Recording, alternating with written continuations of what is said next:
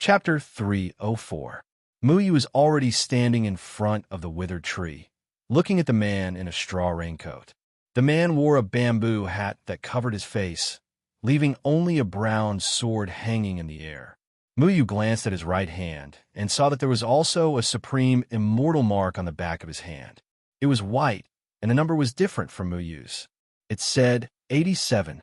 Muyu was ranked 82.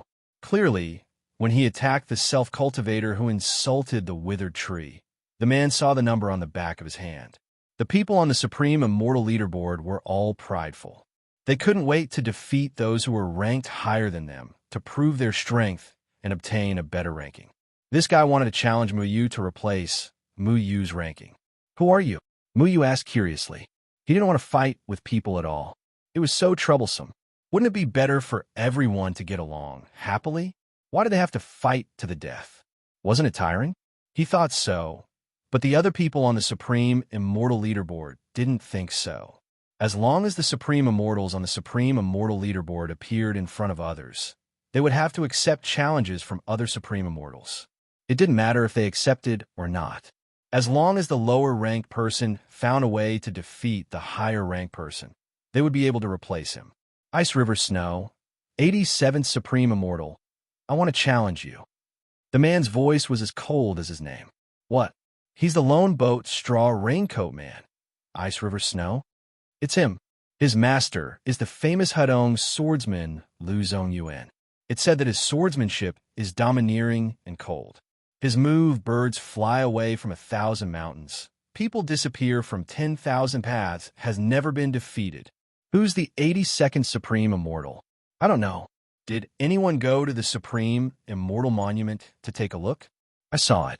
82nd, I remember it clearly. It's Muyu.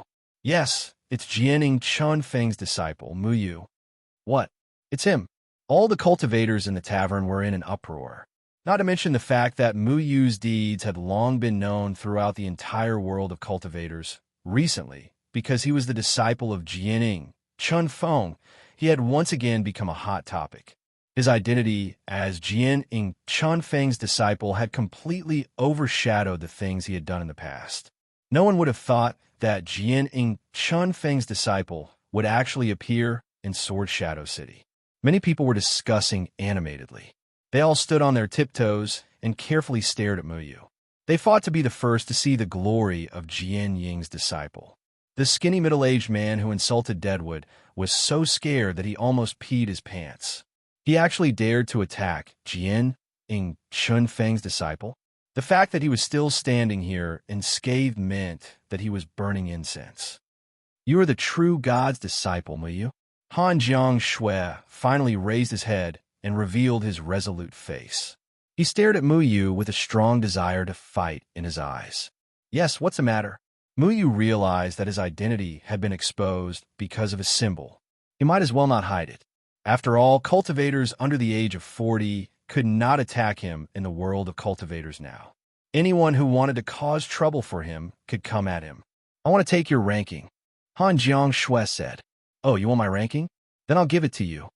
Muyu generously extended his right hand and flashed the green extreme immortal symbol. He touched the symbol in his hand suspiciously. How can I exchange this with you? The surrounding people were once again in an uproar. Exchange? Exchange your ass.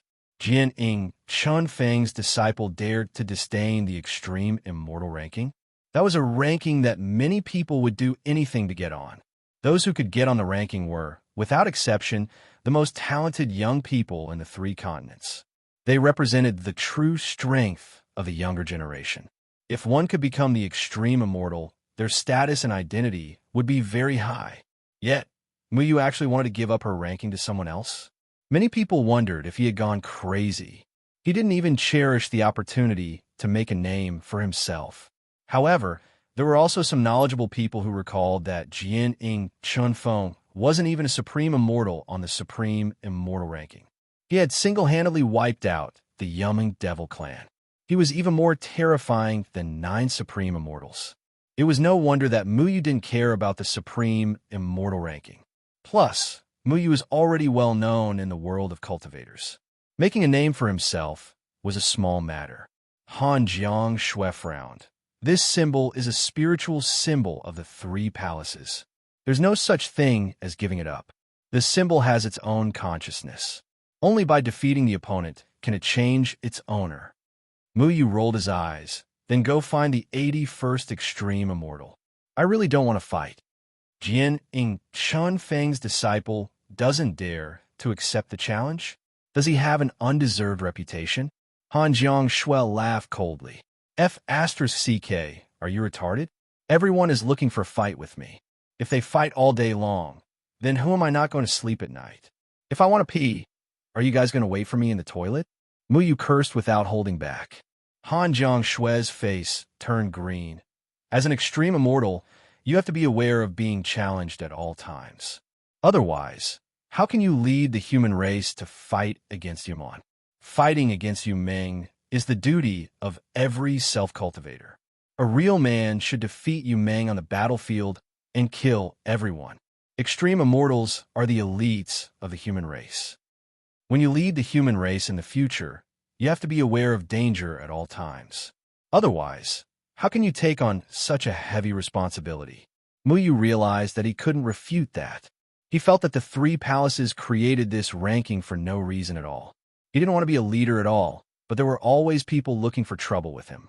This system was also very strange, because before they fought against Yu Meng, they were already killing each other. Many of the young elites of the human race had already died on the extreme immortal ranking. What a pity. They might as well have been left to kill Yumon. Unfortunately, the three palaces' way of doing things was not something he could interfere with. Perhaps the three palaces' way of thinking was survival of the fittest. Only by standing out through cruel competition could one be qualified to be a leader. That was the meaning of the extreme immortal ranking. However, Mu Yu didn't like this method of choosing leaders. The price was too heavy. Buzz. The shadow clone was unsheathed. The sword vibrated slightly, and a green light flashed. Mu Yu pointed his sword at him in annoyance. As you wish. Is it raining outside? Why is he wearing a bamboo hat and a coat? Little Handsome climbed onto Mu Yu's shoulder and asked curiously. Mu Yu was still thinking about acting more serious and having a battle between experts. Unfortunately, Little Handsome's words completely ruined the atmosphere. Haha, I don't know either. Two extreme immortals, could you please do us a favor and fight outside? The innkeeper ran over with a crying face and begged softly. No need. I don't think we will damage anything. Mu Yu said impatiently. The tip of his sword was like clear water, and the shadow clone flashed with green light. Everyone saw Mu Yu suddenly split into two. He shook slightly and seemed to have flown towards Ice Lake Snow.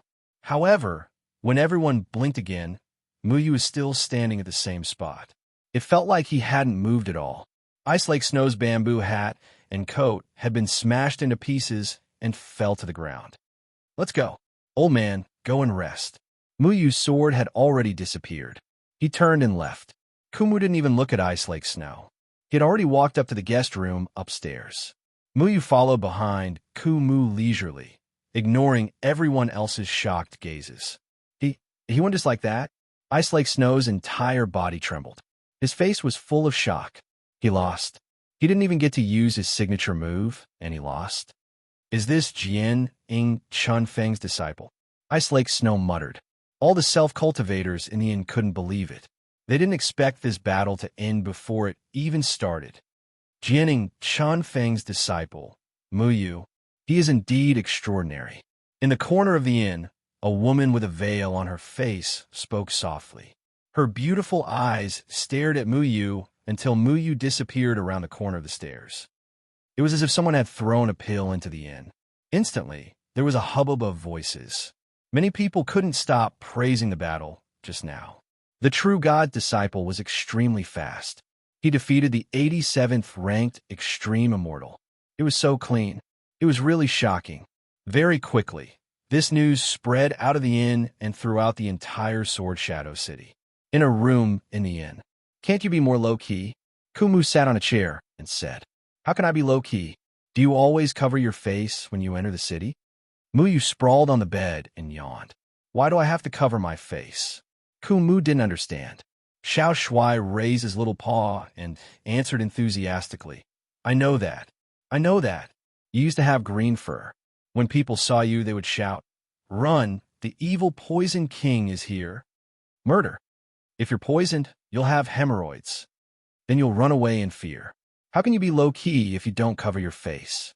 Then, he pretended to be frightened and ran away from Kumu. Muyu and Long Tongue both held their stomachs and laughed. Xiao Shuai's words were amazing. You're asking for death. Kumu snorted angrily. He couldn't be bothered and continued. Find something to cover the spiritual tattoo on your hand. It'll save us some trouble. We still have things to do. Don't complicate things. Everyone is proud of defeating you. Kumu was right. If they could defeat Jian Ying, Chunfeng's disciple, it would be something worth bragging about. Then I'll find a nice leaf to cover it. Muyu also felt that this spiritual tattoo would bring him a lot of trouble. Now that he appeared in Sword Shadow City, many extreme immortals would probably come to make trouble for him. Fortunately, he had the ability to control trees. He could just put a leaf to cover it perfectly. Xiao Shuai laid on Muyu's stomach and asked while wagging his big tail, Oh right, what is the extreme immortal steel that they were talking about? Why do they know that Muyu is ranked 82? The extreme immortal steel is used by the third palace to determine the rankings. It's a stone steel located in the center of the third palace. It's not far from here. The names of all the people on the extreme immortal steel are engraved on this stone steel. The spiritual tattoo on each extreme immortal's hand resonates with the extreme immortal steel. Once the owner of the spiritual tattoo changes, the ranking on the extreme immortal steel will also change. This extreme immortal steel hasn't been used for more than 100 years. It must have been reactivated by someone from the third palace. Kumu explained.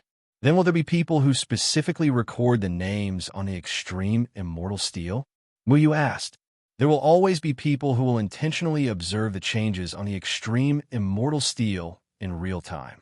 Then they will spread the news to all the cities and then to the entire cultivation world.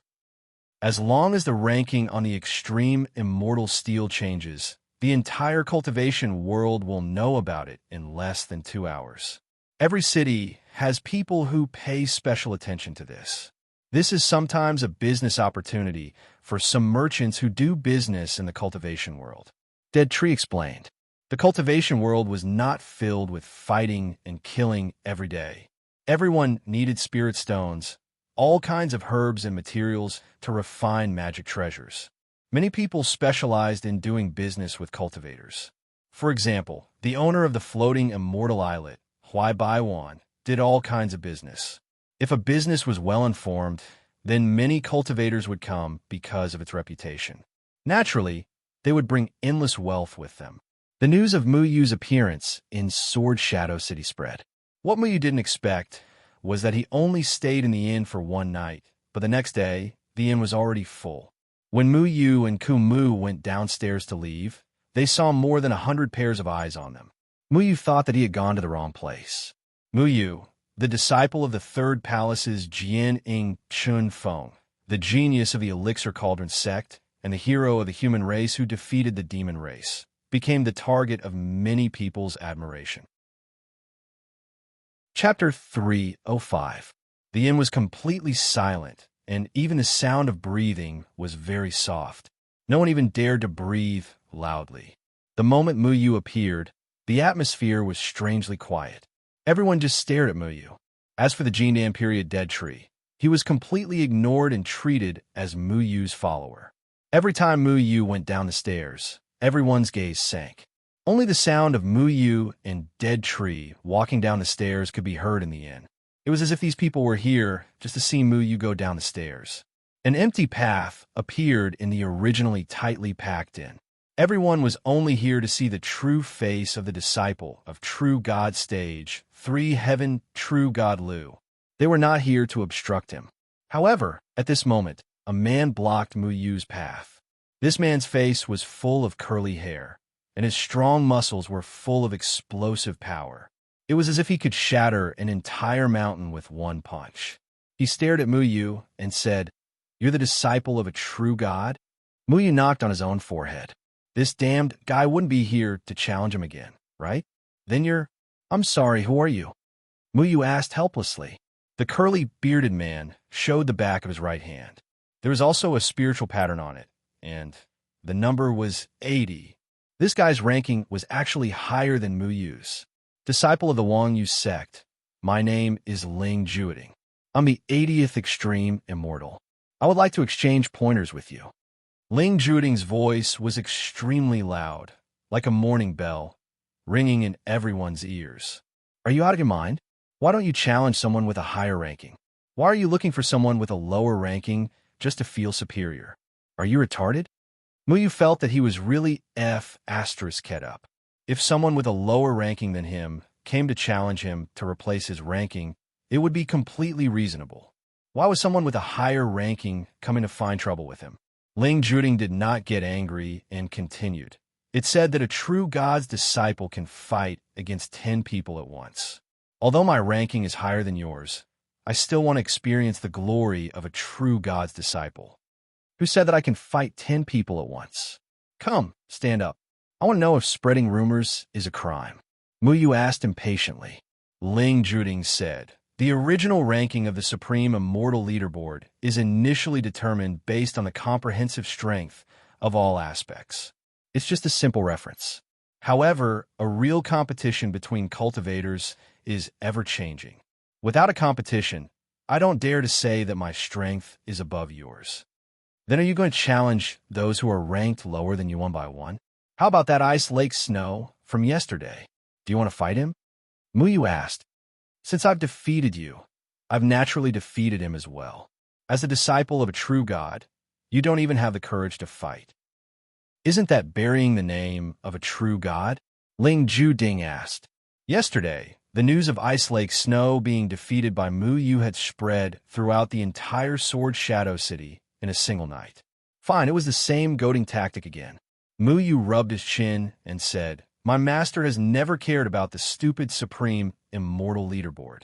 Could it be that he defeated Yuman with the help of the 9 Supreme Immortals on the leaderboard? What hope did those 9 Supreme Immortals bring to you? Everyone's expression changed.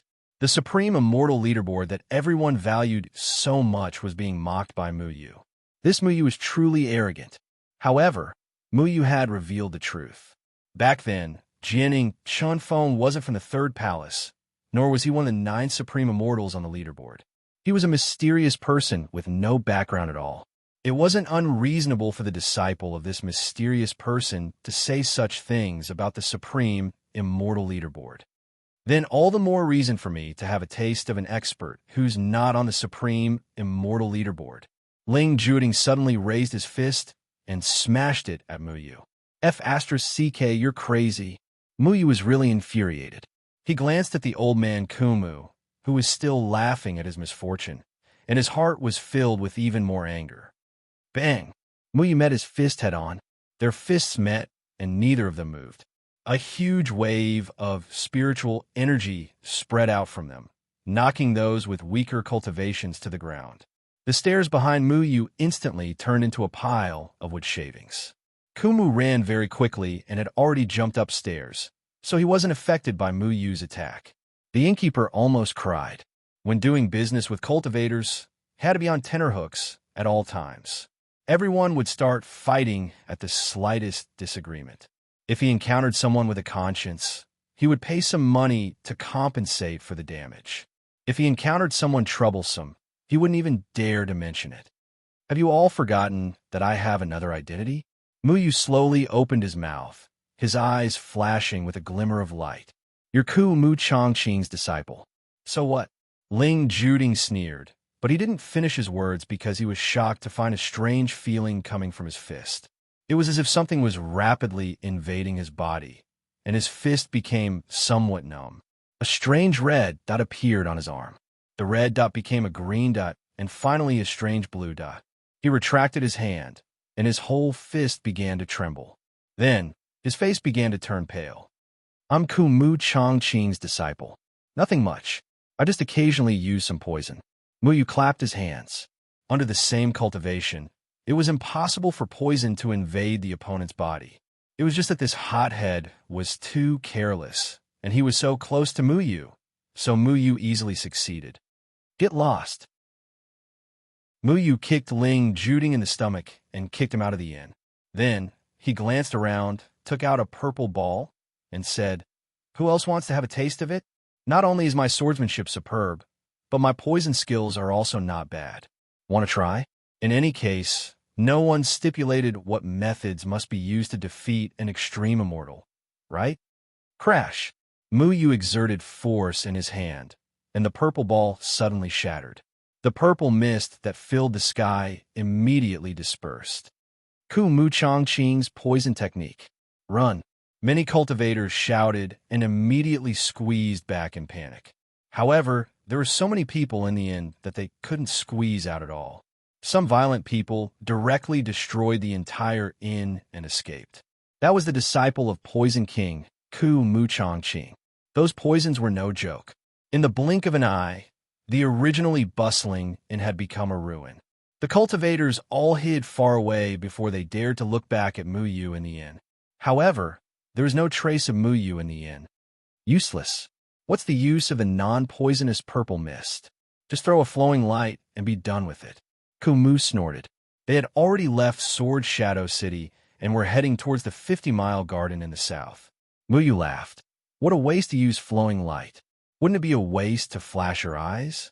Just throw some harmless purple smoke at them and scare them a little. Muyu, the spiritual tattoos on your hand have changed to 80. Xiao Shui reminded. Muyu touched the spiritual tattoos on his hand.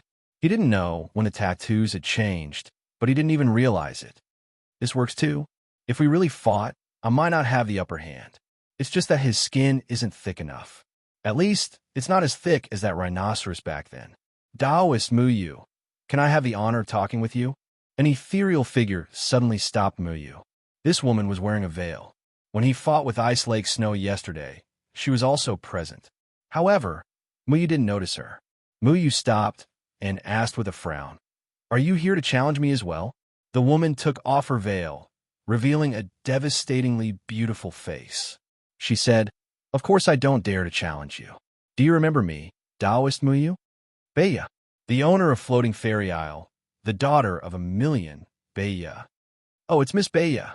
May I know why you're looking for me?" This woman had also left a deep impression on Muyu when she hosted the auction of the dragon vines. In the end, Beiya gave the dragon vines to Muyu and let Muyu leave. It seemed like she was doing Muyu a favor. However, Muyu knew that Beiya had no choice but to do so. Back then, there were so many people in the form synthesis stage. Even Beiya wouldn't be able to protect the dragon vines. Hence, Muyu never thought of it as a favor. The dragon vines in Kumu's hand shifted its body angrily. Clearly, he remembered this woman. It was the main character that almost died at Floating Fairy Isle. Hence, it had a bad impression of Floating Fairy Isle. Furthermore, it was captured by Floating Fairy Isle's people. Hui Beiya smiled faintly.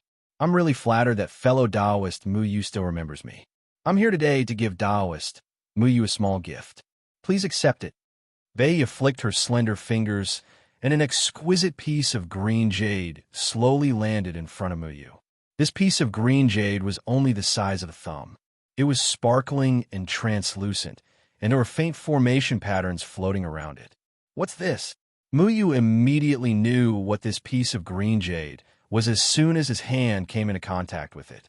A string of information was suddenly transmitted into his mind from the green jade, which made him gasp in amazement. This piece of green jade recorded the information of the 99 extreme immortals on the Supreme Immortal Leaderboard. It was like an extreme immortal treasure pouch. Each extreme immortal's ranking, age, sect, magic treasure, and abilities were all recorded in it. In the blink of an eye, he saw his own information. Muyu, 80th Extreme Immortal, 19 years old, from Mayu Mountain Range, disciple of Sword Shadow Chanfeng and Deadwood Evergreen. Magic treasure is the Shadow Sword, one of the 9 heavenly swords. He inherited Sword Shadow Chanfeng's 9 heavenly sword temptations. He has great potential and excellent talent in alchemy. He once fused an incomplete level 7 pill with his nascent soul stage cultivation and is known as the #1 alchemy genius of the Danding sect. When he was at the 9th firmament of the nascent soul stage, he defeated 3 9th firmament nascent soul stage demons on his own. After that, he broke through to the out-of-body stage. As soon as he stepped into the out-of-body stage, he defeated a 9th firmament out-of-body stage demon. He even defeated a spirit-severing stage alchemist in the Danding sect with his out-of-body stage strength. There's also a string of things he had done in the cultivation world, including causing havoc at Floating Fairy Isle and being the first to leave Withered Tree Valley. He didn't expect Huaibei to be so well-informed. She was actually able to find out so many things that he had done. However, they couldn't do anything about the second celestial layer. Otherwise, he felt that he could write more about it. How did you know I came from Moyen Mountain Range? Muyu frowned. When he first came out, he didn't go through the normal route. Instead, he went through Yumon's teleportation array. Even so, the information here was completely accurate. Chapter 306. Huaibei covered her face and chuckled. She didn't hide anything and said, "The Million Trading Company has branches all over the 3 continents. We know everyone's background on the 3 continents. However, we couldn't find out which village or town you came from, so we guessed that you came from the Moyen Mountain Range. The Moyen Mountain Range is the only place where we didn't set up a branch. We specially sent nascent soul spies there to investigate. We didn't expect you to be a famous person there." Muyu was extremely surprised. The Million Trading Company was indeed powerful. He thought that he had concealed his origin very well. He didn't expect that they would still be able to find out. He continued to look at other people's information. He was surprised to see some familiar names on the Supreme Immortal leaderboard. Luo Shang, 39th Supreme Immortal, unknown origin. Shimen Wuji, 40th Supreme Immortal, disciple of Xie Lao, the golden boy of the evil sect. Cheng Yin, 50th Supreme Immortal, unknown origin. Xiang Nan, 76th Supreme Immortal, unknown origin. Lan Ling 81st Supreme Immortal, unknown origin. Muyu felt that it was natural that his senior brothers and sisters were on the Supreme Immortal leaderboard. What surprised Muyu was that whether it was Cheng Yin, Luo Shang, Xiang Nan, or Lan Ling, it didn't write that their master was Jian Ying or Qin Feng. They also didn't write down their origins or Dharma treasures. This was strange. Many people didn't write down their origins or masters. Are there people that the Million Trading Company can't find out? Muyu asked curiously. We're still investigating the origins of a few Supreme Immortals. I believe that we'll be able to find out soon, Huaibei said with a smile. The Supreme Immortal leaderboard had been released for less than 10 days, but the Million Trading Company had already found the information of 80% of the Supreme Immortals on the leaderboard. Such pervasive investigation ability was really amazing. Muyu's identity as real God, Muyu's disciple, was made known to everyone because of that strange voice when he was being verified by the Supreme Immortal ranking spiritual runes and was heard by the people from Elixir Cauldron sect. When Cheng Yin and the rest got the spiritual runes, no one was around, so they didn't leak it. But with the $1 Million Trading Company's means, they would definitely find out that Cheng Yin, they all came from the Moyen Mountain Range. However, Cheng Yin and the others had always kept a low profile, unlike him, who clearly wanted to keep a low profile but made a big deal out of it. This piece of green jade was no longer just a simple gift. After all, the information of every single person on the Supreme Immortal rankings was extremely valuable. If an extreme immortal wanted to make a name for himself, it would be extremely important for him to understand his opponent's background. Know yourself and know your enemy, and you will never be defeated. Once you fight, you won't be caught off guard. This information was extremely precious to many extreme immortals. If Muyu wanted to challenge someone, he would have to figure out the details of the person first. Only by understanding the opponent thoroughly would he be more confident in defeating the opponent. Your $1 Million Trading Company gave this information to all the extreme immortals? Muyu asked. Huaibei smiled and shook her head. Of course not. You have to know that we do business. It's necessary for us merchants to have access to information. We have always flattered the saying, information is wealth. We won't give our information to anyone for free. If an extreme immortal wants to know about his opponent, he can come to our company to buy it. If other cultivators want to buy it, they have to pay a higher price. Mui was a little angry. He felt like all his privacy had been peeped at, and it had become a means for others to profit. This made him very unhappy. As if she could see Mu Yu's dissatisfaction, Hui Bea continued, "It's actually very difficult for us to sell your information. You have to know that you're already a famous person in the 3 continents. Almost everyone knows about the magnificent things you've done in the cultivation world in the past. However, because your identity is a little special, I've decided to give you all the information of the extreme immortals for free. If you still want to know the rest of the information, you can go to any million-dollar trading company in any city. As long as you take out this piece of green jade, our company's people will immediately update the information on it for you." "Am I the only one who has this piece of green jade?" Muyu was surprised. This was an item that was invaluable to many extreme immortals, and Hui Bea had only given it to him for free. Other cultivators have to pay a lot of money to get information on an extreme immortal. The price of each extreme immortal is different. Currently, we're still unable to find out the information of the top 12. We only know their names. Of course, there are still some people we can't find out, but we'll fill them up very soon." Hui Bea smiled. She was very confident in her company's ability to collect information. The way they sold the information of the extreme immortals was very smart. The information of each extreme immortal was sold separately. The higher the ranking, the more expensive the information would be. If one wanted to get the information of all 99 extreme immortals on the extreme immortal leaderboard at once, they would have to pay a huge price. It could be calculated with an astronomical figure. However, Hui Bea directly gave all the information of the extreme immortals to Mu Yu. She was really generous. Million-dollar trading company thought highly of Mu Yu's potential. Once again, they looked for Mu Yu to do a favor with him. She believed that this deal would not be a loss. How could a deal with a third-stage true god, Lu's disciple, be a loss? Aren't you afraid that the other extreme immortals will cause trouble for you by selling their information like this? Mu Yu asked with a frown. Hui Bea shook her head slightly and said, "Every extreme immortal on the extreme immortal leaderboard is very famous.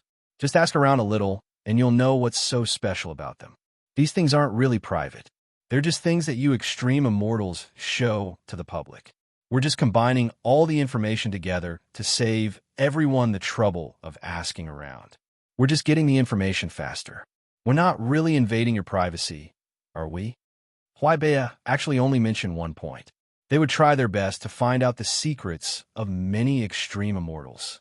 However, they would definitely not sell them openly.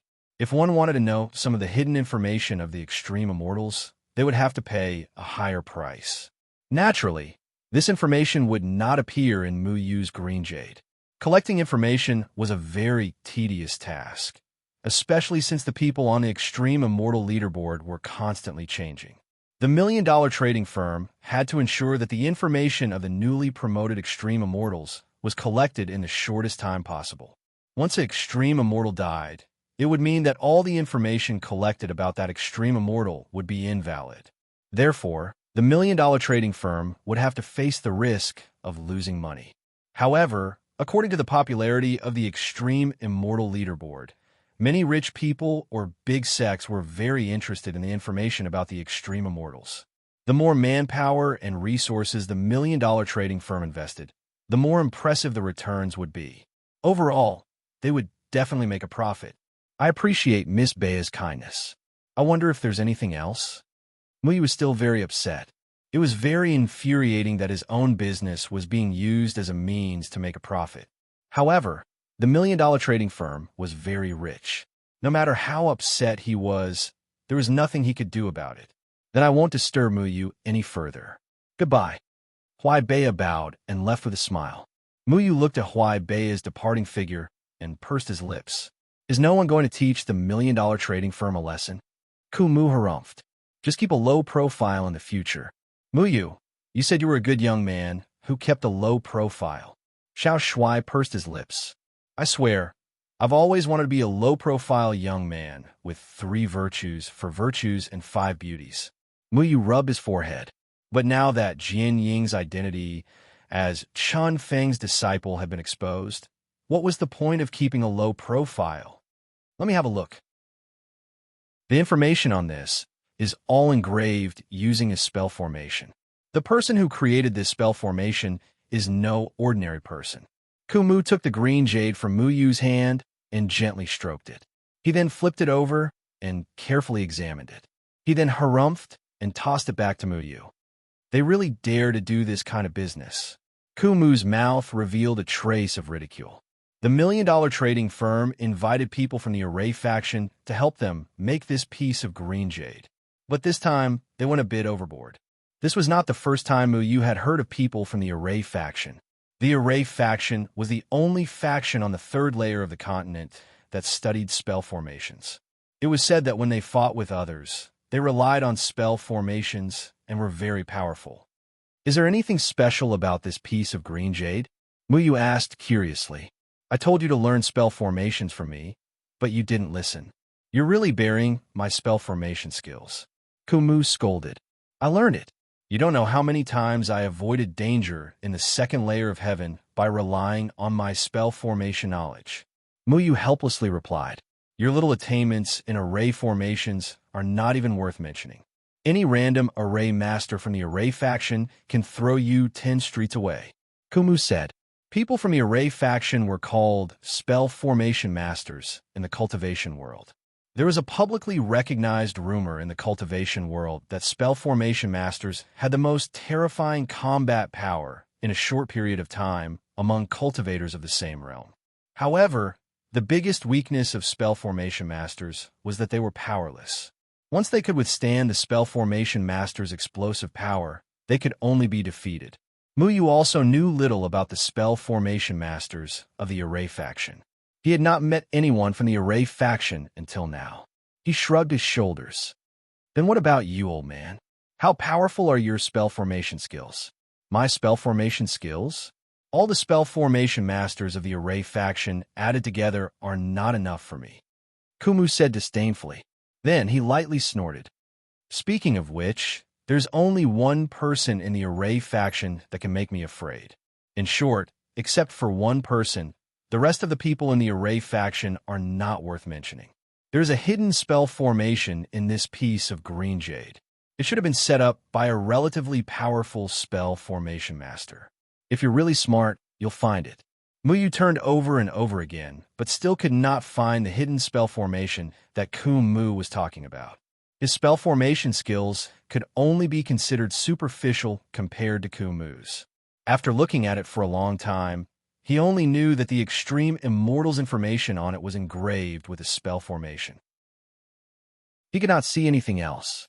One who is unaccountably solicitous is hiding evil intentions. When are you going to properly learn about formations from me? There are many spell formations in the cultivation world. Even the limit mark on your hand is a spell formation set up by the 3rd layer palace. It is specially used to identify people.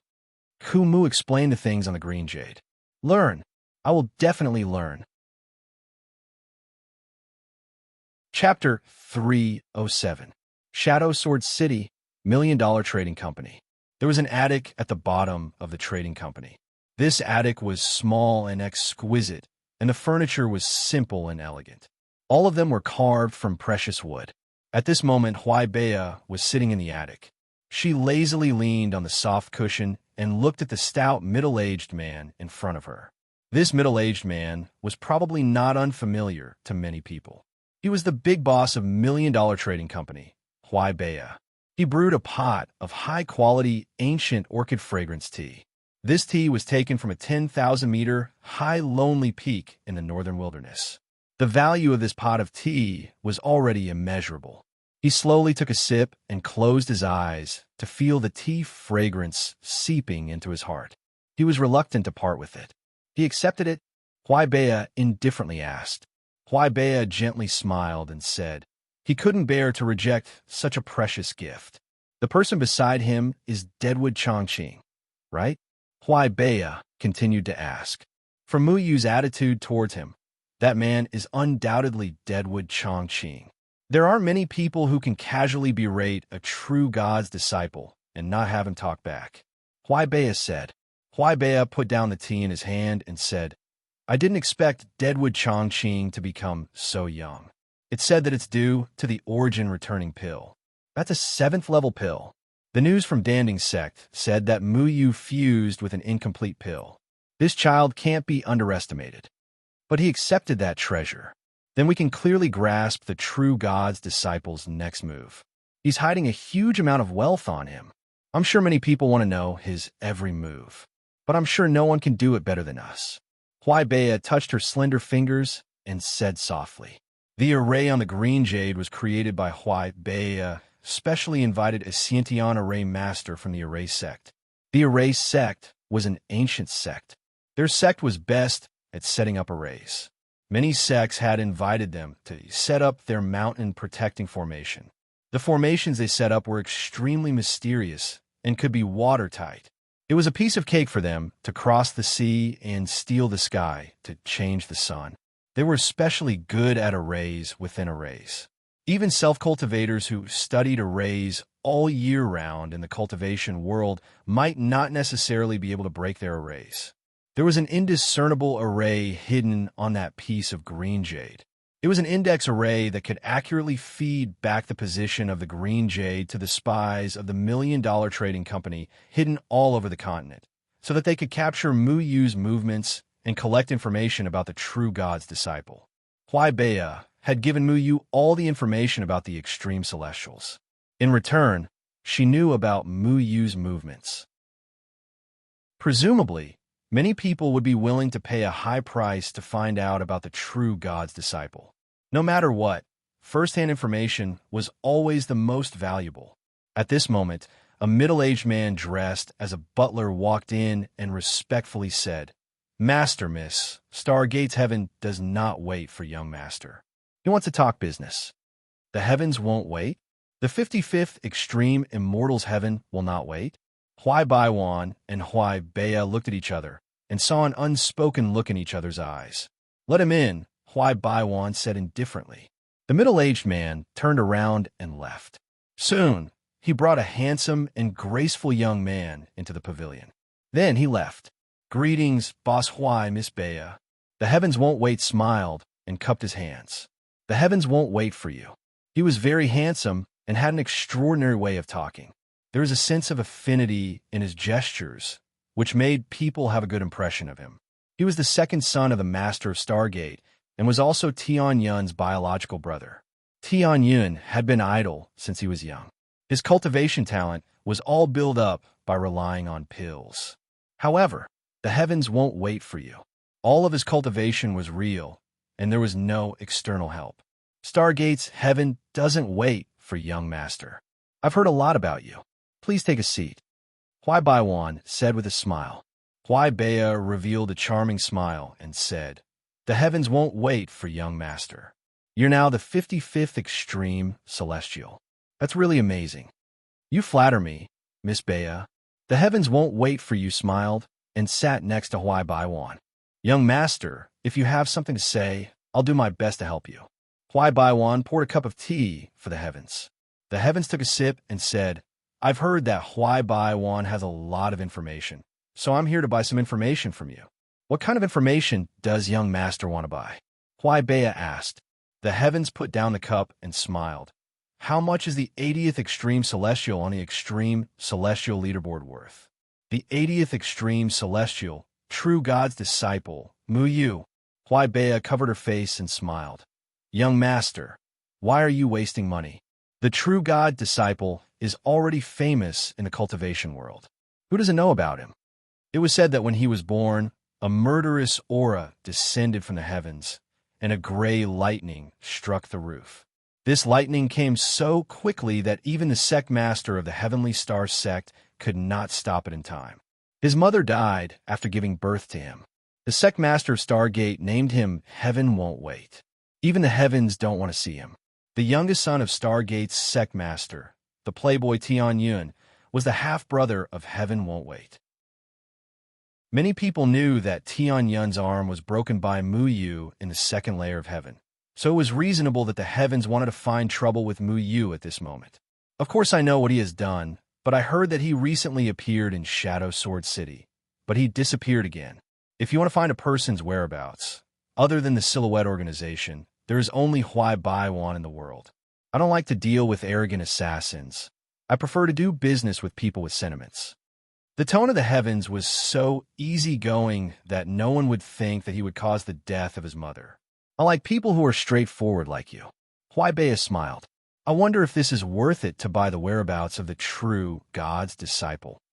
Tian won't wait, took out a brocade box, put it on the table, and pushed it in front of Huai Baiwan.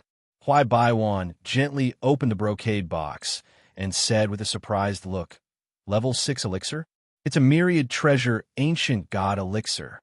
A level 6 elixir was already very precious on the market. It was worth at least 10 million spirit stones.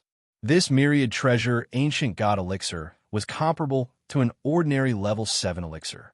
It was the best level 6 elixir. After taking it, it could increase the combat power of a spirit-severing stage cultivator by 4 levels. This is the elixir refined by Elder Shi Dengtian of the Danding sect. Tian won't wait continued. Shi Dengtian of the Danding sect was a level 6 alchemist. His identity and status in the world of cultivators was already in existence that everyone wanted to curry favor with. The elixirs he refined were even more valuable. His grandson, Shi Minghui, died in the hands of Mu Yu. Huai Baiwan also knew about this matter. Myriad treasure ancient god elixir, this price is a bit high. Huai Baiwan accepted the myriad treasure ancient god elixir. This was a level 6 elixir. Not everyone in the world of cultivators was like Mu Yu, who extorted such a high-level alchemist elixir. If Mu Yu knew that he had been sold for only a single tier 6 medicinal pill, he would definitely be so angry that he would sell everything he had. Damn it, this brother has a lot of level 6 and level 7 elixirs. As long as you say it, there is nothing I can't take out. I can smash you to death. In fact, Mu Yu didn't know that the alchemist's wealth was comparable to that of a country. A high-level alchemist could casually take out a high-level elixir and sell it for a good price. He now had countless level 6 and level 7 elixirs in his pocket. This was already a huge sum of money that ordinary people didn't dare to think about. Young master, you came at the right time. We have just found the whereabouts of the true God's disciple. I will immediately send a spy to take you there. Huai Bea said with a smile. She knew that the green jade she had invested in Mu Yu was starting to recover its cost. Tian Bu waits, took another sip of tea. His expression was still calm. So what if he was the true God's disciple? The Supreme Immortal Leaderboard was extremely dangerous. Once one was on the Supreme Immortal Leaderboard, one's life and death was up to fate. If the true God wanted to take revenge, then go to the Threefold Palace. Dusk Demon Forest. The Dusk Demon Forest was located south of Sword Shadow City. It was a forest of demonic beasts. There were high-level demonic beasts roaming around. The lowest cultivation level was level 5. Very few people below the out-of-body stage would go there. However, just yesterday, Mu Yu brought the dead tree into the Dusk Demon Forest. Mu Yu's movements were already under Huai Baiwan's control. A dark-skinned man stood outside the Dusk Demon Forest. Beside him was the young master of Stargate. Tian Bu waits for young master. Young master, bring this purple jade into the Dusk Demon Forest. The true God's disciple is in this forest. The purple jade will bring you to the true God's disciple. It will sense the green jade on the true God's disciple. My cultivation isn't high enough, so I can't go in, the dark-skinned man said respectfully. Tian Bu waits, took the purple jade. The location of the green jade immediately appeared in his mind. The dark-skinned man's figure had already silently left. Bringing Tian Bu waits here meant that his mission was complete. Although my little brother is trash, it doesn't mean you can break his legs as you wish. Tian Bu waits was still as polite as ever. His figure disappeared as he entered the Dusk Demon Forest. In the Dusk Demon Forest, the auras of powerful demonic beasts constantly intertwined. From time to time, powerful roars could be heard. Huai Baiwan watched Tianbu Wait's figure disappear into the dusk demon forest and turned to ask leisurely. One is someone not favored by the heavens. The other is Sword Shadow Chun Feng's disciple. Who do you think will win? They were only in charge of business. Who won and who lost was just a joke. It's hard to say. Tianbu Waits isn't a simple person. That guy has always kept a low profile, but according to the information we have, his true strength is enough to fight with a spirit-severing expert. Mu Yu's cultivation is at the 2nd level of out-of-body realm. His battle strength is comparable to the 9th level of out-of-body realm, but I'm afraid he still can't fight with Tianbu Waits, Huai Bei said. In the past, if the extreme immortals on the extreme immortal ranking were to fight the humans and demons, the demons probably wouldn't have had any chance of winning. After all, the humans were a race with huge potential. Many talented people weren't in 8 Grass Village that day. Of course, the strength of the top few on the extreme immortal ranking must have surpassed out-of-body realm and stepped into the spirit-severing realm. The most terrifying thing was that they had a doppelganger cultivation before the age of 40. With Tianbu Wait's talent, it was inevitable that he would step into the spirit-severing realm before the age of 40. Chapter 308. Heaven Doesn't Wait politely placed a 5th-ranked Scarlet Shadow Wind Eagle on the ground. This Scarlet Shadow Wind Eagle's entire body was red, and its golden feathers pointed towards the sky.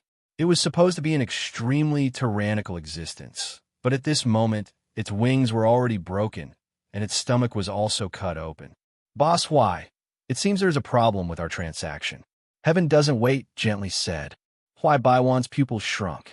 Looking at the green jade exposed in the stomach of the Scarlet Shadow Wind Eagle, he was extremely flabbergasted. He looked at Huai Bei with an inquiring gaze. The lazy smile on Huai Bei's face had already disappeared, and it was replaced by a look of astonishment. Why would that priceless green jade appear in the stomach of a 5th-rank monster? Didn't she give this green jade to the disciple of a true god? Boss Huai, shouldn't you return the myriad treasure ancient god pill to me? Heaven Doesn't Wait didn't show any anger, as if this was a very normal matter. Although I don't like dealing with assassins, but it seems there is no way to avoid this. Huai Baiwan and Huai Bei's complexion became extremely unsightly. The most fearful thing for a businessman was to have a problem with their goods exposed in front of their face, and even threaten to buy it from their competitor. The reputation of a merchant was the most important thing for a businessman. Unfortunately, even the astute Huai Baiwan was careless and suffered a setback. Getting the information of an extreme immortal for free is not bad, Mu Yu said with a playful smile. They had already left the setting sun demon forest and were heading towards the 50-li garden in the south. Dead Tree smiled and said, "One who is unaccountably solicitous is hiding evil intentions." The people from the Array faction were indeed powerful. The array they set up was also very ingenious. However, Dead Tree was also an expert in array formations. Once an expert made a move, one would know whether or not it was real. Green Jade's index array was directly discovered by Dead Tree. To be honest, apart from the little tricks played by Huai Baiwan, the value of this green jade was really enough to make people jealous. The information of 70 to 80 extreme immortals was complete, and they could even think of the suggestions to break the moves of each extreme immortal. With this green jade, the weaknesses and advantages of each extreme immortal could be seen at a glance. If Mu Yu wanted to challenge any extreme immortal, he could think of a way to win in advance, although some methods were very difficult to achieve. For example, the method to defeat Shimenwuji only had a few words written on it. Second celestial layer of spirit severing stage can handle it. Shimenwuji was only at the 9th celestial layer of out-of-body stage. If he wanted to defeat him, he would need to be at the 2nd celestial layer of out-of-body stage. One could imagine how abnormal this fellow was. And Luo Shang was also an out-of-body stage cultivator. His ranking was even higher than Mu Yu's. Even Shimenwuji didn't want to provoke Mu Yu's cheap second apprentice brother, but the green jade didn't give any suggestion to defeat him. Kumu originally wanted to destroy the jade, but Muyu wanted to play a prank on him. First, he found a place and spent some time to extract all the information from the jade. Then he caught a rank 5 crimson shadow wind eagle and stuffed the jade into its stomach. Then he kindly released it back into the forest. It was everyone's responsibility to protect wild animals. You want to play tricks on me? You're still too inexperienced. Muyu didn't feel the slightest bit guilty. This million-dollar trading company was scheming against him, so he also wanted to squeeze some profits out of it. At this moment, the million-dollar trading company might have already sold his information to some idiot and was waiting to make a loss. Thinking of this, Muyu felt a burst of joy. There's still someone from the demon race on the supreme immortal ranking. Looks like the third layer palace has indeed tacitly approved of the appearance of the demon race. Also, your handwriting is too sloppy. You should practice it. Kumu scanned the information on the paper and was very dissatisfied with the handwriting Muyu had copied. He had to spend a lot of time to recognize Muyu's handwriting. Muyu's handwriting was taught by the village chief since he was young. However, he didn't seriously learn how to write. The village chief often said that his handwriting was like an earthworm, but he didn't think much of it. There are 19 demon race members on the supreme immortal ranking, and one of them was even in the top 10. It could be seen that the younger generation of the demon race couldn't be underestimated. Muyu also saw Xiao Shui. Xiao Shui was the 86th extreme immortal. Her information only had 3 simple words: demon race. Old master, why do you think that place is called the 50-Mile Garden in the south?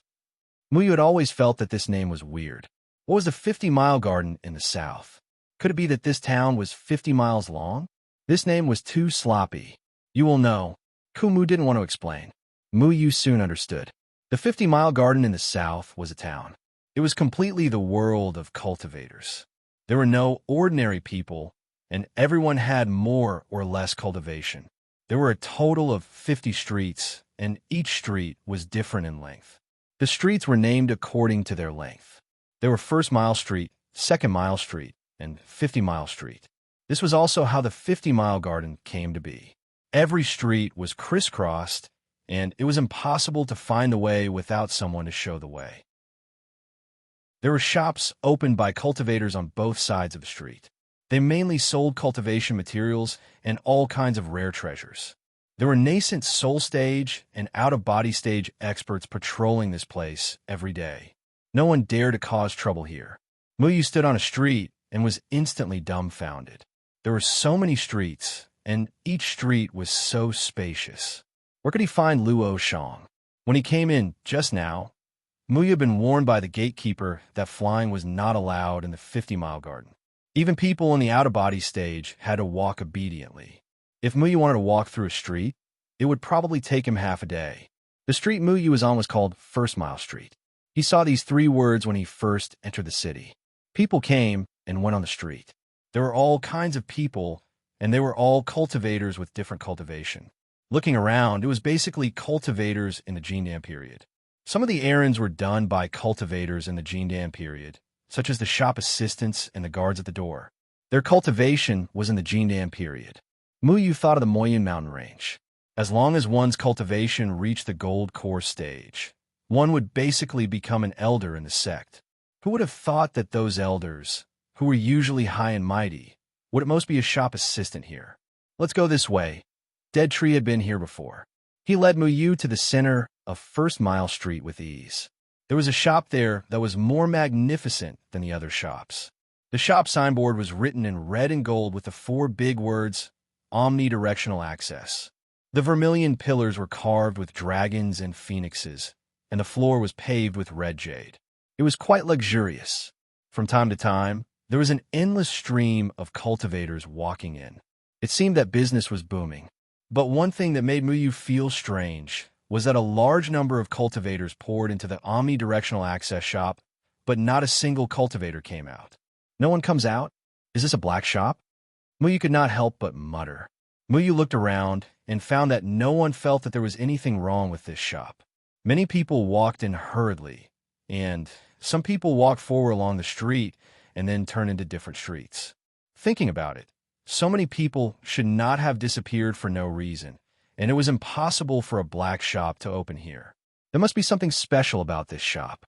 It was not a bad idea to take a look. Dead Tree had already stepped into the omnidirectional access shop, and Muyu also followed. It was spacious and bright inside, but there were more people. This was a long and narrow hall. 3 or 4 young shop assistants were sitting at the front counter. They were patiently talking with some cultivators who had entered the shop. Some people directly bypassed the counter and went to the back. Muyu walked closer and listened. He could barely hear the shop assistant's voice in such a noisy place. The best herb shop? There are a total of 20 herb shops here. There is a 100 herb hall on the 25th Mile Street, which belongs to the Pill Cauldron sect. If you have enough spirit stones, you can go there. You can definitely find the herbs you want. There is a spirit herb gathering on the 18th Mile Street, which is also not bad. If you have no money, you can go to the side and look at the signs on the wall. It's all there. The young shop assistant with freckles pointed. Muyu looked in the direction he was pointing. There was a map on the wall. Every street in the 50-mile garden was clearly drawn on the map. There were shops on the map and what they sold. Some of the words were even drawn with a red pen, which was particularly prominent. It must be because of advertising. Muyu saw that on the 12th Mile Street, there was 100 refined products that sold cultivators magical equipment. On the 10th Mile Street, there was a monster core monopoly. Muyu remembered that he had obtained a lot of monster cores in the second layer of heaven. If he took them out to sell, he might be able to get a good price. However, those monster cores were now given to the Dead Tree. The monster cores were very helpful to the Dead Tree's cultivation. If you can't find your senior brother, you can find Shimin Xiaochu. Shimin Xiaochu is a member of the evil sect. The evil sect's nest is in the Laudian Garden.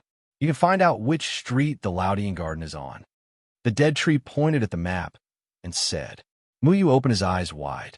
He looked for the Laudian Garden sign on this dazzling map. This was not an easy task because there were too many words on the map. They were densely packed and small. Some of the words were like dragons flying and phoenixes flying. They looked even uglier than his handwriting. Muyu looked for a long time. His eyes were about to cry, but he still couldn't find a Laudian Garden. Every street was measured by miles. Every street had many different shops, not to mention the busiest 50-mile street, which was 50 miles long. With so many shop names, it was strenuous to read them all. Muyu thought for a while. It was better to ask the shop assistant.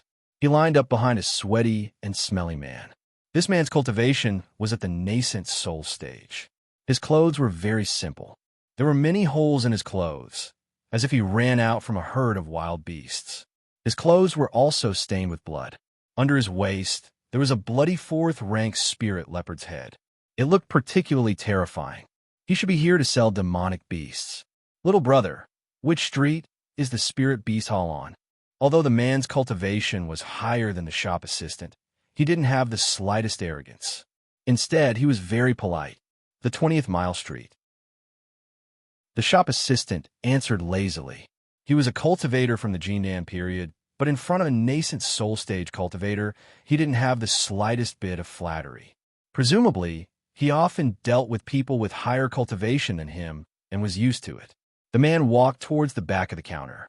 Muyu then went forward and asked, "Little brother, may I ask where the Laudian Garden is?" The shop assistant was originally lazy, but when he suddenly heard the name Laudian Garden, he looked at Muyu with a strange expression. Then he said, "Laudian Garden, 38th Mile Street, 38th Mile Street." The location of the evil sect was extraordinary. After Muyu politely thanked him, he called Deadwood and followed the man behind the counter. In fact, the reputation of the Laudian Garden was very bad. It was the property of the evil sect. Generally, only people from the evil sect would go to the Laudian Garden. The shop assistant thought that Muyu was from the evil sect, so he had a strange expression. Walking along the back of the counter, there was a long corridor. Many people gathered in the corridor, waiting in line. Muyu walked forward and saw a compartment. There was actually a transmission array in the compartment. With the size of this array, it should be able to transmit one person at a time. He saw a person standing on top of the transmission array. Then, he pressed a spirit stone into a groove, and the person suddenly disappeared. Muyu also knew about the teleportation formation. The teleportation formation in the cultivation realm was very short. It was impossible to make a teleportation formation from the third to the second heavenly layer, but it was still possible to make a small teleportation formation. Chapter 309. When Muyu opened his eyes, he was already in another cubicle, and a woman just so happened to walk out of her cubicle at the same time. Muyu looked at the woman's cubicle and found that she had been teleported here from 14th Street. This woman's cultivation was also at the out-of-body stage, and she appeared to be in her 20s. The parts of her body that should be exposed were covered, and the parts that shouldn't be exposed were half covered, causing one's imagination to run wild. Her body was faintly discernible, and her eyes seemed to be able to hook one's soul. Even Muyu couldn't help but take a second look at her. When she saw Muyu, she immediately revealed an enchanting smile. She was like a devastatingly beautiful femme fatale, and from time to time, she would send flirtatious glances at Muyu, causing goosebumps to appear all over his body. However, her gaze only lingered on Muyu for 2 seconds before she looked past Muyu and fell on Kumu. "Yo, uncle, you look so masculine. Can we be friends?" The enchanting woman walked over to Kumu and rubbed his arm with her hand, revealing a teasing expression. At the same time, her nose gently sniffed, and she almost licked Kumu. "Hey, do you think I'm invisible?" Muyu bluntly asked. This enchanting woman was too much. She actually directly ignored Muyu. The enchanting woman glanced at Muyu, covered her face, and chuckled. "Little brother, don't be sad. I prefer mature men, and I don't like immature brats." "Hey, what immature brat?" "Big sister, you have to be more polite." Muyu's face darkened. He was a virtuous young man, and he was actually called immature. This was too hurtful. "Don't call me big sister, call me big sister. Big sister is only 20 years old this year." The enchanting woman was still staring at Kumu with sparkling eyes, and she even licked her lips. "Go away," Kumu simply said. The enchanting woman wasn't angry at all, but Muyu had already protected the dead tree behind him. A faint pressure swept over, and he warned, "Did you hear that? My family's old man asked you to go away." The enchanting woman giggled and let out a tinkling sound. I have something to deal with right now, so I won't lower myself to your level. Uncle, by all means, don't leave this street. You have to wait for me to come back." After she finished speaking, she swayed her beautiful waist and looked back at the dead tree 3 times with every step she took before disappearing outside. "Damn it, I'm handsome too." Muyu touched his face. He wasn't too happy about being looked down upon. Normally speaking, when a woman saw an old man and a young man, she should be lenient towards the young man. However, this enchanting woman didn't act according to the norm. Instead, she fell in love with the old man, Kumu. This was too unreasonable. Although Kumu looked like he was only in his 40s and was quite good-looking, Muyu was obviously more energetic than him. 38 Lee Street is the territory of the evil sections. I have never been here before, so be careful. The people of the evil sects are very perverse. I reckon this woman is also from the evil sections.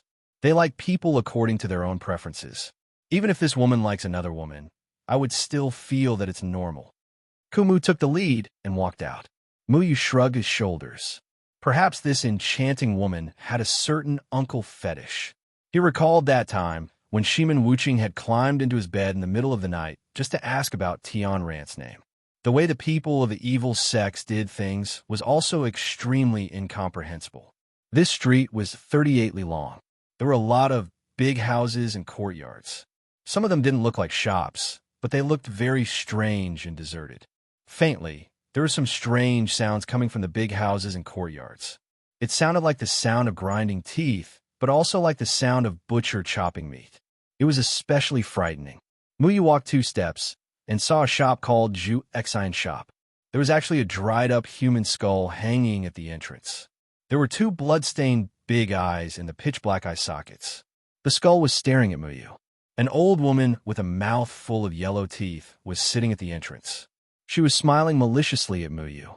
This old woman's face was wrinkled, but the instant she saw Muyu, Her eyes emitted a burst of light. "Young man, you are very handsome. How about playing with this old woman?" The old woman's voice sounded very crisp, just like the voice of a little girl. Oh my God! Muyu had goosebumps after being stared at by the skeleton and the old woman. Especially the voice of the old woman. It scared him even more. What was this dying old woman trying to do? Her face was wrinkled like a chrysanthemum, and her voice was just like a 7 or 8 years old little girl. She couldn't be a real mother of heaven, right? "I'm not your mother. You can call me Xiao Hong." The old woman's smile was just like a blossoming chrysanthemum. "Xiao Hong, your sister." Seeing the strange expression of the old woman, Muyu had goosebumps all over his body again. Just now, that enchanting woman had an uncle complex, but this old woman looked like an old cow eating young grass. Was it no one normal on the street? Muyu and the dead tree hurriedly walked faster. Fortunately, that old woman didn't follow them. She just sat there and watched them leave. Muyu and the dead tree walked until the old woman couldn't be seen anymore. "It's too unfair. Why didn't that young woman like me? But that chrysanthemum-faced old woman took a fancy to me." Muyu said indignantly, "Shouldn't Xiao Hong like you? And that big sister likes me? What's the use of talking about routines with people from the evil sex on 38th Mile Street? If they acted according to common sense, would they still be called evil sex?" A smile appeared on the corner of Deadwood's mouth. "However, in terms of their preference for men, I quite admire the evil faction's foresight. You can make do with that, that's Xiao Hong. F***CK, are you my master? I must have saved a fake dead tree from the pill cauldron sect. The real dead tree wouldn't be so indecent." Muyu was angry. Thinking about that chrysanthemum-faced Xiao Hong, he felt nauseous. He didn't dare to continue thinking about other things. He felt like he could throw up the food he had eaten last night. Why did he give her the name Xiao Hong? She was already sunset red. "Hurry up and find Luin Yuan." The dead tree's mood became surprisingly good. This time, he didn't hit Muyu's head. Instead, he patted Muyu's shoulder kindly. The dead tree was in a good mood, but Muyu was in a bad mood. Muyu cursed all the way while glancing at the houses on both sides.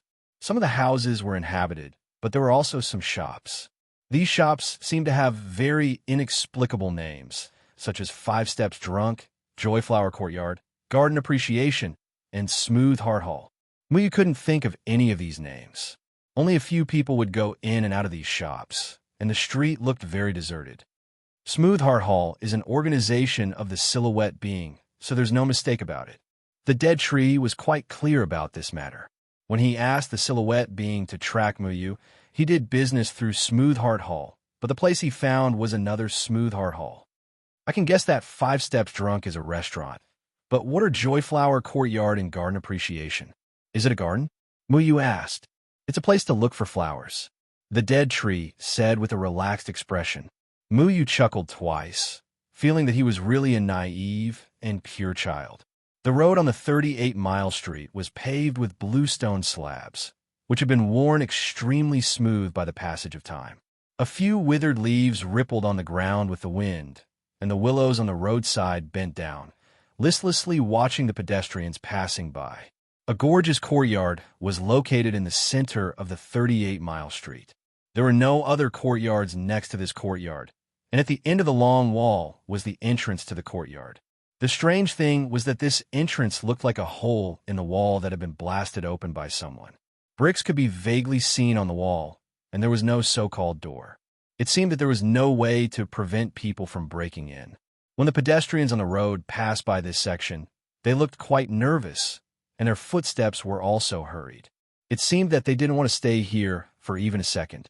It was unknown who had used a red pen to write 3 crooked words on the wall of the entrance. Lauer Sound Court. The words Luin Garden looked ridiculous, as if a child who was still wet behind the ears had just learned to write and draw on it. However, if anyone looked at the words for a second, they would be locked in place by a terrifying aura. It was as if a strange aura of the heavens would hit them in the face, making it so that they didn't dare to look directly at it. Muyu stared at the 3 words, his heart trembling. These 3 ugly words seemed so shocking in his eyes. It was as if there was a raging sea in front of him that wanted to devour those who saw it. It was a warning to those who came to know the difficulties and retreat. Muyu's heart palpitated. This was the territory of the evil faction, and no one would dare to cause trouble. Evil faction people were undisciplined by nature, and even if you had the right word, they wouldn't be polite in the slightest. The one thing they were least afraid of was reason. In fact, people who had a little understanding of the evil faction style wouldn't choose to reason with them. If there was a dispute, they would just use their hands and feet. Whoever won would have the right word.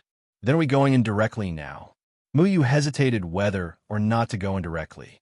Originally, he wanted to knock on the door or something. Unfortunately, there wasn't even a gatekeeper here, and he didn't know who to look for. I'm not familiar with the evil faction's territory. Let's go in and take a look. Deadwood frowned. Muyu hesitated for a moment, thinking that it wasn't a good thing to barge into other people's territory, right?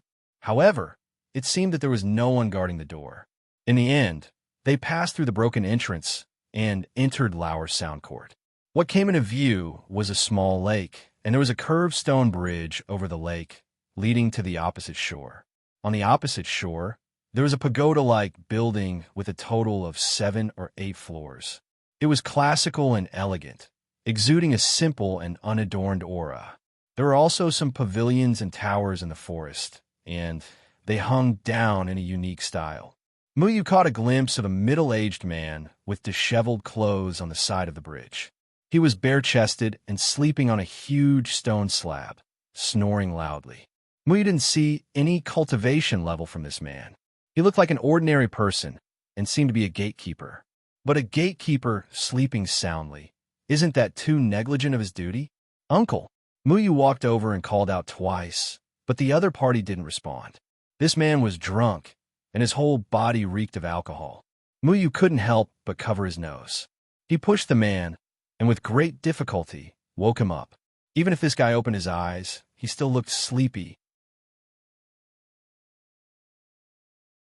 Chapter 310. The man mumbled something, but Muyu didn't hear it clearly. He didn't even look at Muyu. He just sat up in a daze, and then began to slowly fasten the buttons on his clothes. Muyu noticed that he even fastened one of the buttons wrong. He was wearing a navy blue robe with a head embroidered on his chest.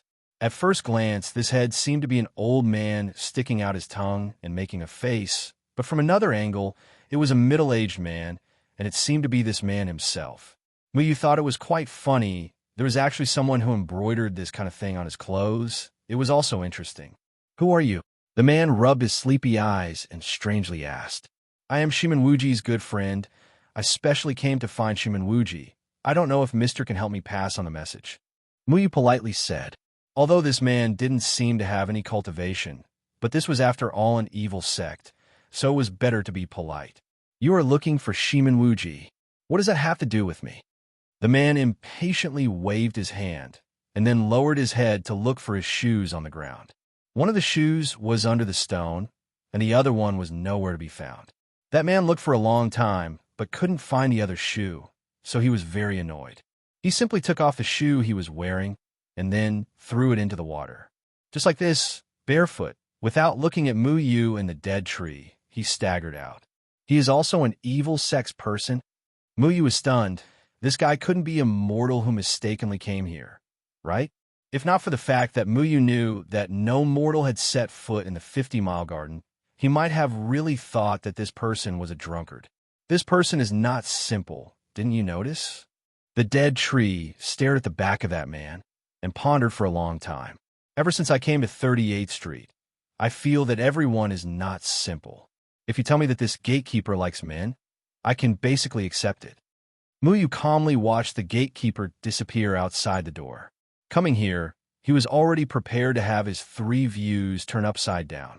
But the gatekeeper's casual appearance was somewhat similar to Shimonwuji. But was this really Luine Garden? No matter how one looked at it, it didn't look like a gathering place of evil sects that everyone avoided. There weren't any ferocious guards, nor were there any ferocious beasts guarding the door. On the contrary, it looked like a tranquil manor. It looked ordinary and nothing out of the ordinary. After Muyu saw that the gatekeeper had disappeared, He simply walked onto the stone bridge and went to the other side of the river to see if there was anyone who could pass the message on his behalf. After crossing the bridge, there was a beautiful flower bush.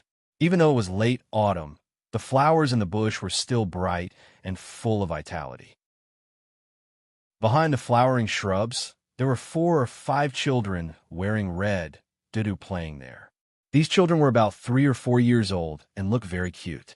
Next to them was a beautiful woman dressed in yellow who was yawning. She was bored to death as she looked at the children. She plucked a flower and kept swinging it left and right. "Miss, may I ask if Shimanwuji is here?" Muyu walked over and asked. This woman dressed in yellow looked very young and also very pure. It was really rare for evil sex to have such a pure woman. But Muyu wouldn't treat her as a pure woman. Evil sex people might not be normal. I don't know. The woman dressed in yellow didn't feel the slightest bit of surprise or alertness towards Muyu's arrival. She only answered in an easygoing manner, but her eyes didn't leave those children for even a moment. Muyu was somewhat depressed after getting the cold shoulder. Logically speaking, if an outsider were to barge into a sect, there would definitely be a large group of disciples running over and shouting loudly, "Stop! Who dares to barge into my sect?" Blah, blah, blah, blah. However, when he came here, no one jumped out to stop him. This instead made the large pile of explanations he thought of useless. Muyu still wanted to ask, but seeing that the woman dressed in yellow was ignoring him, he gave up. He walked a few steps inside and discovered that the woman didn't even lift her eyelids. She didn't care about Muyu's random intrusion. The people of evil sects were really strange. They didn't even question the intruders. It was as if this was a garden where anyone could come. Muyu met several people one after another. Most of these people were doing their own things. There was a curly, bearded man who was sunbathing, a scholarly-looking youth who was holding a book and reading it with great interest, a youth who was lying on a tree branch sleeping, snoring one after another, and a woman who was sitting under a tree doing embroidery. Muyu carefully looked. These people's cultivation were unexpectedly all at Yuanying stage. That scholarly-looking youth was even at out-of-body stage. As for the curly, bearded man and the woman, Muyu couldn't see through their cultivation.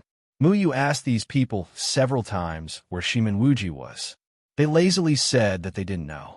Some people didn't even look at Muyu, let alone answer. What kind of place have we come to?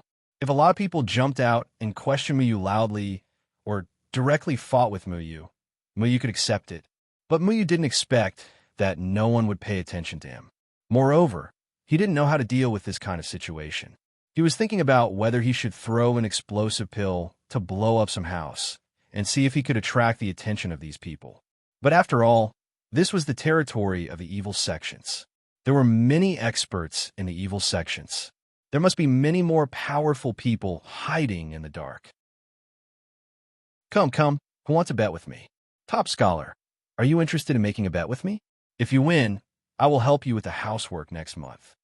At this moment, a thin and weak youth ran over from behind with 3 sparkling and translucent dice in his hand. He arrived in front of the scholar and asked excitedly. The scholar called Zhuang Yuanlang glanced at the youth and said, "You owe me 3 bottles of wine, 10,000 spirit stones, 2 days of duty, a pair of underpants, and 2 shirts. When you return them, we will bet." After Zhuang Yuanlang finished speaking, he continued to read his book. Okay, I will find someone else. Big Brother Han, do you want to bet? The thin and weak youth smiled and ran towards the curly-bearded man. But the curly-bearded man directly turned around and directly refused him. "Annie Shui, what about you?" He looked at the embroidery woman again. "Call me Big Sister." Annie Shui gestured with her embroidery needle. She had a graceful appearance, but the passage of time still left a few marks on her face. A few crow's feet could be faintly seen. The thin and weak youth stuck out his tongue and silently said 2 words. Then he tactfully walked away. Muyu could tell from his tone that this guy was just pretending to be young. "You go bet with him." Deadwood gestured. "Okay." Muyu rubbed his hands together. The people here were indifferent to the 2 strangers who had barged in. They couldn't communicate at all. That thin and weak youth was looking for people to gamble with. It seemed that they could only get some information from him through gambling. Chapter 3:11. Little brother, shall I bet with you? Muyu waved at the skinny youth. The skinny youth was overjoyed and ran over. He didn't even ask why Muyu was here. He smiled and said, "That's great. Come. Scholar, go read your book on the bridge. I'll be using this table." The scholar was sent to the bridge to read by the skinny youth. He didn't look happy, but he didn't look at Muyu. Muyu and the skinny youth prepared to gamble at the stone table where the scholar was sitting. "My name is Du Being. People call me a winner in gambling. How should I address you?"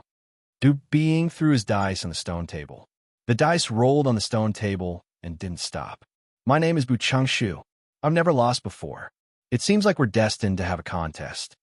In fact, Muyu didn't know which of the three words "must win" was the homonym of the other party's name, so he simply made up a name for himself. "Good name. I didn't expect you to have such a famous name. It's really rare. Let's bet 300 rounds to show that our names are predestined." Du Being actually believed Muyu's name. He even regretted not knowing him sooner. He excitedly rolled up his sleeves and prepared for a vigorous gamble. Muyu had never gambled before. These were things that mortals liked to play. Cultivators usually wouldn't touch them because it would easily affect their mood for cultivation. Perhaps only the heartless evil cultivators wouldn't be affected by winning or losing. "Brother, how do you want to gamble?" Du Being asked. "Let's just compare the size of the dice. Whoever has more points wins. There are no other rules. Whoever wins has to answer a question. How about that?" Muyu didn't want to make things too complicated. It was more practical to compare the size of the dice. "Answer a question? That's simple." "Okay." Du Being readily agreed. Then, he took out 3 ordinary dice from thin air and gave them to Muyu. "I prefer to use my own dice. Come on." Du Being waved the 3 magic treasure level dice and directly threw them onto the stone table. There was nothing fancy about it. The dice no longer spun like before. Instead, they spun a few times like ordinary dice. Then they swayed and stopped. 1, 2, 1. After the die stopped rolling, it pitifully displayed 3 points. Even Du Being's face turned red. She actually threw out such a small number. Her luck was really bad. Muyu also smiled. It was only a total of 4 points. It was an easy win for him in the first game. He threw the dice in his hand onto the table. He didn't even think about playing any tricks. Thinking about the other party's points, he didn't need to play any tricks. 1, 1, 1. When the dice stopped rolling, Muyu's face turned green. What the hell was this? Was this a competition to see who was more miserable? Could it be any smaller? Seeing Muyu's points, Du Being was also very surprised. He chuckled and said, "Brother, your luck is really bad." "Huh." Muyu simply wanted to vomit blood. He looked suspiciously at Du Being. Could it be that this guy secretly cheated? When Du Being was throwing the dice, Muyu was secretly paying attention to whether or not this guy played any tricks. When he threw the dice, he didn't find any spiritual power on the dice. In addition, Du Being was the first to throw the dice. So, the probability of him playing tricks wasn't high. Du Being saw through Muyu's thoughts and said, "Brother, don't worry. I hate cheaters the most in my life. This kind of person should be cut into pieces. It's the style of the gambling world. So, I didn't play any tricks. Let's go to the second game," Muyu said in a deep voice. He didn't have any gambling experience. Thinking about it, if it was just throwing the dice, it would only rely on luck. In the second game, Du Being was the first to throw the dice. He threw 1, 2, 3, and Muyu threw 2, 2, 3. Muyu really won. This made Muyu slightly believe that Du Being really didn't play any tricks. He thought about it. This should be considered even.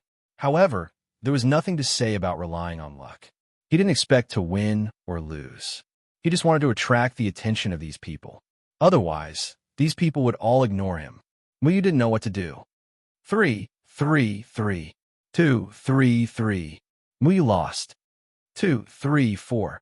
2, 3, 3. Muyu lost again. However, Muyu lost the next 5 games. His luck was really bad. At this moment, the scholar suddenly came behind Muyu and asked in a muffled voice, "I say, hothead, how many times have you won?" "What?" Muyu didn't understand. What? I think you must have won one game and lost the rest, right? Zhuang Yuanlang curled his lips. Hey, scholar, this has nothing to do with you. Hurry up and read your book. Dubi Ying's expression was a bit strange. How do you know? Muyu asked. Did he tell you that people who cheated should be hacked into 1,000 pieces, and that it was bad for the gambling industry? I think the first person to be cut is himself. Anyway, he doesn't care who he scolds. He can even scold himself. If you believe his nonsense, then you're a fool. The scholar looked at Dubi Ying with dissatisfaction. I say, what does this have to do with you? Dubi Ying was unhappy. So you really did cheat? Muyu still didn't understand. How did this guy do this? He didn't find anything fishy the whole time. I'm just saying, if you don't want to hear it, then I'll leave. Zhuang Yuanlang said and left. He went back to the bridge to read. Don't listen to his nonsense. You've already lost 6 games to me. You have to answer 12 questions. Dubi Ying laughed and suddenly changed his gaze. These dice don't look like simple dice. Dead Tree said. There were 6 dice on the table. At this time, Dubi Ying's 3 dice showed 4, 4, 5, while Muyu's dice showed 3, 4, 5. Dead Tree sneered and stretched out his hand to change Dubi Ying's dice to 3, 4, 5, while Muyu's dice turned on its own and became 3, 4, 4, 4. Damn, why are these dice so strange? Muyu didn't expect that Dubi Ying's dice would have such a strange ability. No matter how many dice Dubi Ying threw, Muyu's dice would be smaller than his. Your dice are the evil dice that Siebulo often used in the past, right? It is said that the evil dice is the supreme of dice. In front of it, no dice would dare to surpass it.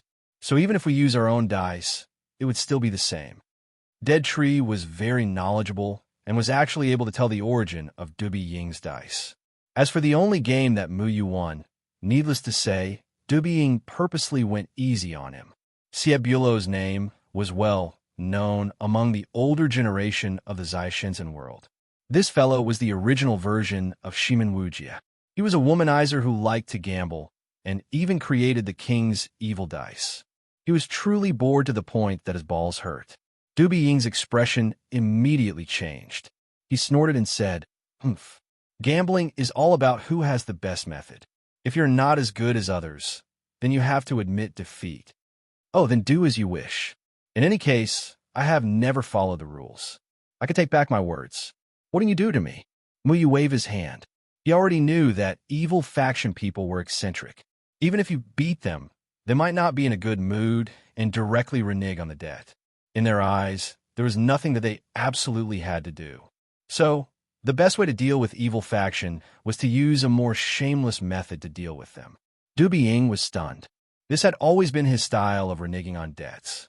Now that someone was actually using it against him, he immediately became furious and slammed the table.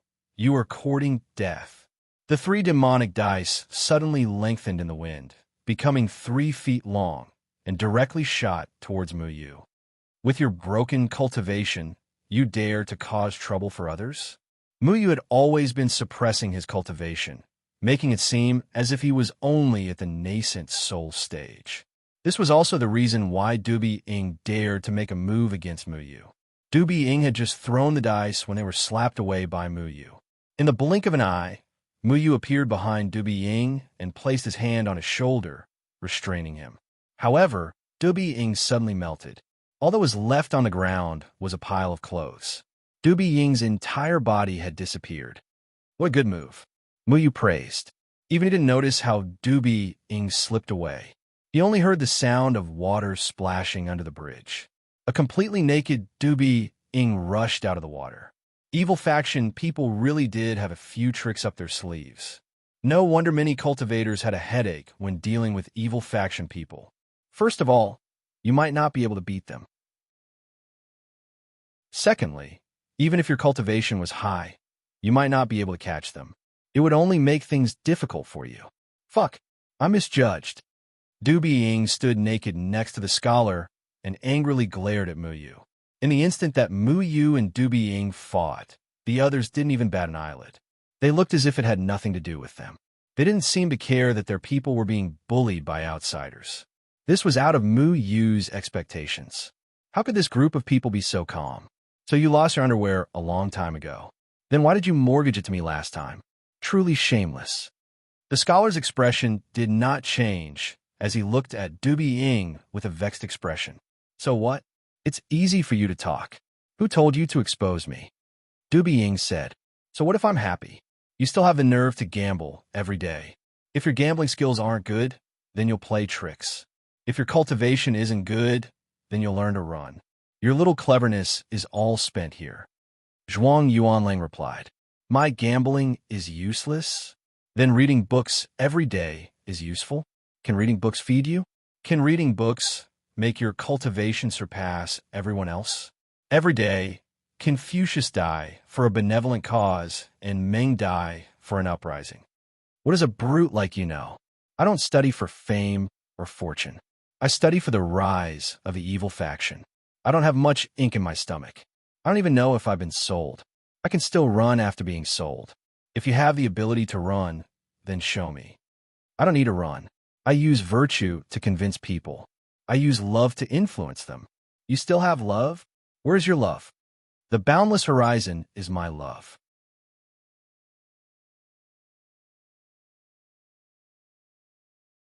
Chapter 3:12. Hey, you two move aside. Wait for me to pass before you quarrel. At this time, an enchanting figure twisted her waist and passed between Dubai Ying and the scholar. She inadvertently raised her head and saw Mu Yu. Then her gaze landed on Ku Mu. Uncle, you specially waited for me here. The enchanting woman's voice was crisp and coquettish, causing Mu Yu to have goosebumps all over his body. Even Ku Mu felt uneasy. Mu Yu didn't really like this enchanting woman who had an uncle complex. The main reason was that she didn't like Mu Yu and liked uncles. So Mu Yu also didn't like this enchanting woman. Wan, you know the two of them? Dubai Ying stopped quarreling with the scholar and turned to ask. Wan threw a coquettish glance at Ku Mu and said, I don't know them, but I like that cute uncle. Ku Mu's face was already red. He was actually being teased by an evil sect, which in broad daylight. If he still had his previous cultivation, he might have already gotten angry. You're the golden boy and jade girl of the evil sect, Wan. Ku Mu coldly asked. Uncle knows Wan. This makes Wan very touched. Wan pretended to have a pitiful look. The evil sect had a pair of golden boy and jade girl. They were widely known in the cultivation world, but they were also disdained by everyone. Shimin Wuji was known as the golden boy, but he was famous for being shameless. He liked to talk about his miserable life all day long. Wan was a very licentious woman, and her hobbies were also very strange. It was said that she only liked older men, and she was also quite ruthless when it came to sexual intercourse. The uncles who did it with her would basically have their young energy sucked dry and become a walking corpse. They would become numb and would become a boy toy that would listen to her every word. Compared to Shimin Wuji's shamelessness, Wan's notoriety was even greater. This woman's cultivation was high, and it was said that she didn't like to randomly kill people. She only liked to mess with older men, but none of the men she messed with had a good ending. So it's the evil sex, Wan. This old man will let you have it. Mu Yu snickered and felt relieved. He knew a thing or two about Wan's reputation. Thinking about it, he decided not to provoke this demonic woman. Compared to this demonic woman, Shimin Wuji was at least a very cute person. Humph! Kumu really wanted to slap Mu Yu. Although he mocked him, Mu Yu still stepped forward and shielded Deadwood behind him to prevent him from being abducted by Wan. No wonder Wan would target Ku Mu and directly ignore Mu Yu, who was in his prime. It turned out she had different hobbies to begin with. We came here to find Shimin Xiaochu. May I ask if Shimin Xiaochu is here? Mu Yu asked. Then, little brother, you go find him. I'll talk to your uncle alone about life and ideals. Wan swayed her slender waist and walked over, wanting to lean on Ku Mu. Ku Mu was somewhat flustered and exasperated as he retreated. Looking at Ku Mu's deflated appearance, Mu Yu wanted to laugh. Thinking about how the old man had been playing with poison his whole life, he used to make himself a cuckold. Other than Lung Bingxue, no other woman would have a good impression of him. Now, he finally caught the eye of a girl, but it turned out to be a demonic woman who specialized in messing with older men. My family's old man is more devoted. You won't be able to shake his heart. Muyu stretched out his hand and stopped Wan. Mu was his master, and he wouldn't let anyone have any thoughts about his master. Really? I like devoted uncles the most, but my best skill is to transfer all the devoted men's feelings to me.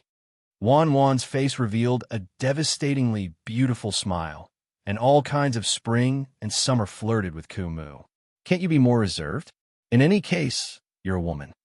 Muyu muttered. But the best way to test a devoted man is to use my body. What made Muyu shocked was that Wan suddenly began to undress herself. She was originally wearing very little, and her clothes didn't cover her body. In an instant, she stripped herself naked and looked at Mu teasingly. Her spring scenery suddenly bloomed. That mystical body was really perfect. Her front and back were protruding. Her charm was exquisite, and she could steal the soul. Muyu's eyes widened, and he almost had a nosebleed. Although he knew that people from the evil faction didn't play by the rules, wasn't this action a bit too straightforward? She wasn't the only one around. There was also a large group of people from the evil faction. How could she let go of her hands and feet like this? Kumu's face was already red. It was the first time he was teased by a notorious demonic woman. Who would have thought that, after being a bachelor all his life, he would have this kind of luck in his later years? I like to see Wan tease her lover in public the most. Du Bing's nosebleed was already flowing out, but his eyes were wantonly sweeping over Wan's body, fearing that he would miss something. Me too. Zhuang Yuanlang also nodded. His nosebleed was no less than Du Bing's. Kumu pulled Muyu and shouted in a low voice, "Let's go." Muyu finally reacted. There was nothing he could do. He was also a good youth. So how could he avoid this kind of thing? He turned his head and wanted to leave with a red face, but unfortunately, Wan stopped them again. "Where are you going in such a hurry?" Wan smiled. I say, Wan, how can you treat my guest like this? He is a pure and good youth like me." A large number of flower petals appeared in the sky. Shimen Wuji actually stepped on the flower petals and appeared at this time. He is the disciple of Jian Ying Chunfeng. This is not the way to treat a guest. Shimen Wuji elegantly waved his fan and looked at Muyu with a smile. Seeing the appearance of Shimen Wuji, Muyu was relieved in his heart, but he suddenly felt something was wrong. The air seemed to have solidified, and all the sounds disappeared. The surrounding atmosphere also became somewhat strange. Muyu thought that he had lost his senses, but how come after Shimen Wuji spoke, everything became very strange? Wan slowly picked up the clothes on the ground and draped them over her body. For the first time, her gaze shifted from Mu to Muyu. She sized up Muyu and said, "You are the disciple of Jian Ying Chunfeng." Not only her, other people also looked at Muyu. Embroidery woman took a needle and scratched her hair bun. Then she looked at Muyu with a pondering expression. Just now, she didn't even look at Muyu. The curly-bearded man sat up and crossed his arms in front of his chest. His eyes were rolling around, as if he was thinking about something. The youth who was sleeping on the tree branch opened his drowsy eyes and wiped his saliva. Then he also looked at Muyu while hanging on the tree branch. Even Zhuang Yuanlang and Du Bing, who were quarreling, inexplicably wiped their nosebleeds and looked at Muyu while blinking their eyes. "I want his right thumb." Du Bing was the first to shout. "I want his right middle finger." Zhuang Yuanlang gestured with his middle finger and was the second to speak. "His little finger is very sexy. Then I want his little finger." Embroidery woman used the embroidery needle in her hand to point at Muyu's left hand. "I want the rest." The curly-bearded man's voice was hoarse and deep. His words were simple and crude, as if this was an easy matter for him. "Leave one for me." Wan looked at Muyu with a charming smile. I also want. Those few children who were playing suddenly clapped their hands and happily jumped up and down. Muyu shivered. When these people suddenly heard that he was the disciple of Jian Ying Chunfeng, each and every one of them stared at his finger like wolves and tigers. What did his finger do to provoke them? He suddenly recalled that at that time, when he and Shimen Wuji escaped from Eight Grass Village. This fellow had said that if they met Jian Chun Feng's disciple, they should first chop off his finger and then kill him. At that time, he was still wondering why he had to chop off his finger. Wait a minute, did that mean he had entered the wolf's den? If you all chop off his finger, then does it count if I chop off his toe? The sleeping youth asked in a daze.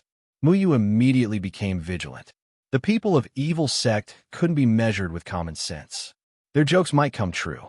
For them, not to mention chopping off a person's finger, even if they had to kill a person, even if there was no enmity with them, they would still do it. Shimen Wuji said with a smile, "Little brother Muyu, everyone had made a poison oath to chop off the finger of Jian Chun Feng's disciple and then kill him." This fellow said it so easily. At that time, he had clearly said that the poison oath was only for fun, but that didn't mean that other people of evil sect didn't attach importance to the poison oath. "Do you all want my finger that much?" Muyu asked in a congealed voice, and his valiant aura was released without any reservation. Muyu didn't know why Xie Bulo hated Jian Chun Feng so much. Could it be that Jian Chun Feng had chopped off Xie Bulo's finger at that time? Now, there were so many evil sect people, especially the curly bearded man and embroidered girl, he couldn't afford to provoke them. Shimen Wuji might be too lazy to make a move, but Wan was very fond of the dead tree, so it would be difficult for him to escape. Not interested. The curly bearded man lay down again, spread out his limbs, and continued to close his eyes in boredom. "I'm interested, but I have to finish embroidering this flower first." The embroidered girl lazily placed her attention on the embroidered cloth on her leg. "I want to have a fight." Du Bing was very energetic, but very quickly he became discouraged. "I don't think I can beat him, scholar. Do you want to help me? I am a scholar. I don't want to do this kind of cruel thing with people." Scholar rolled his eyes at Du Bing, paused for a moment, then said, "I prefer to do it alone." "Then you still want to do it?" Du Bing was angry. Snoring sound came from the branch again. That youth had fallen asleep again. Clearly, he wasn't interested in Muyu's finger. "Scholar, do you want to make a move?" Wan asked. Scholar nodded his head. "I am only curious, what is so powerful about Heavenly Sword 9 guides?" "That's great. Then you quickly go. I will cheer you on from the side. Later, give me one of your fingers and go find the old man to get the gambling money." Du Bing was still naked, and he didn't feel uncomfortable at all. Wan walked to the side, gave a flirtatious glance to the dead tree, and softly said, Everyone is saying that Muyu and the dead tree left Danding sect, so it seems uncle is the dead tree." "That's great. I have always looked up to you, Poison King." The dead tree somewhat flew into a rage out of humiliation and fiercely glared at Wan. Muyu stared at Scholar. This refined scholar had just helped him, and now he wanted to make a move against him. He really changed his face faster than flipping a book. Chapter 3:13. My master often tells us that if we meet Jian Chun Feng's disciple, we must kill him. My name is Zhuang Yuan. Zhuang Yuan elegantly looked at Muyu and then threw the book in his hand into the air. A gust of wind suddenly blew over and tore Zhuang Yuan's book into pieces. The square sheets of paper fluttered in the air. Each sheet of paper slowly floated in the air. They rippled softly, but did not fall to the ground. "You want to kill me?" Muyu's sword stopped in front of him. These sheets of paper looked weak and harmless, but in fact, they made Muyu feel a faint killing intent. Zhuang Yuan's magic weapon was actually a book. This was an eye-opener for Muyu. "I'll defeat you and then cut off one of your fingers." Zhuang Yuan waved his hand, and a sheet of paper suddenly spun rapidly. The four edges of the paper revealed their sharpness and flew towards Muyu. Muyu raised his sword and leaned forward, preparing to receive the attack. However, when the paper hit Muyu's flying sword, there was no after effect. It softly stuck to Muyu's sword and then floated to the ground. This made Muyu's attack miss. It was a very uncomfortable feeling. Muyu frowned and slashed out with his sword chi. The sword chi entered the paper, but it was like a gust of wind blowing past, causing the paper to change positions. Each sheet of paper happened to be shaken away by the airflow and did not suffer any damage. My master has only lost to one person in his life, and that was your master Jian Qinfeng. He used the 9 guides of the heavenly sword to completely defeat my master. He even cut off the finger that he was so proud of. So when he took us in as disciples, he made us swear that if we saw Jian Qinfeng's descendant, we would first cut off his finger before killing him. Zhuang Yuan calmly explained. His 10 fingers moved together and flashed in the air. The sheets of paper suddenly became restless. Countless sheets of paper covered the sky and rolled towards Mu Yu. Each sheet of paper was spinning and filled with a sharp killing intent. So, you want to defeat me to avenge your master? Mu Yu didn't dare to underestimate it. His shadow swords had already split into 5, each of them displaying their own sword moves to welcome the spinning paper. However, when Mu Yu's sword slashed to the paper would always turn into its original soft form, neutralizing the force of Mu Yu's flying sword.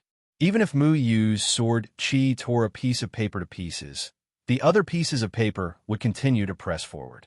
My master created many strange techniques in his life, just to prove that there are techniques more powerful than the 9 heavenly sword temptations in this world. My technique is one of them. Zhuang Yuan lightly tapped the air with his finger, and 2 pieces of paper suddenly passed through the gap between Mu Yu's sword. Mu Yu's hand trembled, and a bloody mark was left on his right arm. Under Zhuang Yuan's control, these strange sheets of paper were incomparably flexible. Every time Mu Yu's sword hit the paper, it was like hitting cotton. There was no point to exert force, making it difficult for him to follow up. And once Mu Yu was careless, the paper would leave a scar on his body. By the time Mu Yu realized that he couldn't clash with these sheets of paper, 7 scars had already appeared on his body. I heard that the 9 heavenly sword temptations has a move called Falling Shadow Vanishing Illusion. It specializes in countering dense hidden weapons. I wonder if it can scatter my page shadows? Zhuang Yuan asked with a smile. This guy actually knows the 9 heavenly sword temptations sword move? Mu Yu had once used Falling Shadow Vanishing Illusion to defeat the demonic bird demons and Xiao Shui's icicles. However, he knew that against these soft sheets of paper, Falling Shadow Vanishing Illusion wouldn't be effective. Falling Shadow Vanishing Illusion emphasized using hardness to counter hardness. These so-called page shadows didn't have any strength. They would only explode with killing power when they came into contact with Mu Yu's body. The only way to deal with them was to use spirit energy to protect his body. However, Zhuang Yuan wasn't an ordinary person. His page shadows were extremely strange. They could actually ignore Mu Yu's spirit energy and directly affect his body. The way of his sword was to return all changes to 1. It could use softness to counter hardness, and it could even combine hardness and softness. However, Mu Yu had never encountered page shadows that could be both hard and soft. His falling dust sword technique couldn't deal any effective damage to the sheets of paper in the air. Mu Yu raised his sword and charged forward. His sword Qi formed a strong wind that blocked all the spinning sheets of paper in front of him, preventing them from getting close to him. His mind was quickly thinking of a way to deal with these page shadows, but he realized that he couldn't do anything to these strange sheets of paper. The sharp sword Qi that was originally rushing forward was always dissolved by these sheets of paper. Could these sheets of paper really be the nemesis of the 9 heavenly sword temptations? These lousy sheets of paper are so annoying. It would be better to just burn them all, little Shuai muttered. The sheets of paper had just passed by Mu Yu's chest and scratched its fur. Although it didn't leave a scar, it still made it extremely angry. Little Shuai's words reminded Mu Yu. He charged at Zhuang Yuan again. The shadow swords split into 2 and intertwined with each other. The sheets of paper that filled the air once again wrapped around Mu Yu. Mu Yu's gaze turned cold. The moment he was surrounded by the sheets of paper, the 2 shadow swords suddenly collided with each other, creating sparks. At the same time, the pill flame stone in his hand rushed out. With the help of the sparks, the fire suddenly doubled and swallowed all the sheets of paper in an instant. The sea of fire only lasted for an instant before disappearing. However, the sheets of paper seemed to be able to resist fire. They didn't burn as expected. How can my page shadows catch fire so easily? Zhuang Yuan smiled slightly. He had long known the weakness of his page shadows and naturally thought of ways to make up for it. He had smeared a fire-resistant potion on the page shadows so that they wouldn't be corroded by the flames. Paper that wasn't afraid of fire was indeed powerful. I only want one of your fingers. You might as well just let me cut it off and save yourself the pain, Zhuang Yuanlang kindly reminded. That will depend on whether you have the ability to do so, Mu Yu said in a low voice. This was the first time he had fought with someone so sullen. Although his opponent couldn't directly defeat him, his swordsmanship was completely useless. He was unwilling to give up. The sword in his hand swayed, sweeping away countless sheets of paper. However, the sheets of paper only paused for a moment before quickly sticking to him again. It's time for us to settle this. Zhuang Yuan stretched out his hand and made a grasping motion. The sheets of paper around him seemed to be summoned and quickly rolled up and stuck together. Gradually, a paper sword formed from the sheets of paper appeared in Zhuang Yuan's hand. The blade of this paper sword was very rough and even had some creases. However, the entire sword seemed cold under the sunlight. Zhuang Yuan was no longer purely defending. Instead, he approached Mu Yu with the paper sword in hand. Mu Yu also held his own sword and intertwined with Zhuang Yuanlang's paper sword. Ding! Zhuang Yuanlang's paper sword and Mu Yu's shadow swords intertwined. There was actually a crisp sound of metal clashing. The shadow swords in Mu Yu's hand spun slightly. A domineering sword qi invaded Zhuang Yuan's paper sword. However, Zhuang Yuan's paper sword's edges began to curl up. As the sword qi swayed, it actually swallowed Mu Yu's sword qi. The two figures intertwined in the air. The sword qi constantly collided, destroying all the flowers and plants in the manor. However, all the people of the evil sects ignored the destructive power of the two. Instead, everyone's attention was focused on the two people fighting in the air. Mu Yu was surprised to discover that Zhuang Yuan's sword art was also rather powerful. It even seemed to be specially created to counter 9 heavenly sword guides. Every sword move of Mu Yu's would be neutralized by his strange paper sword.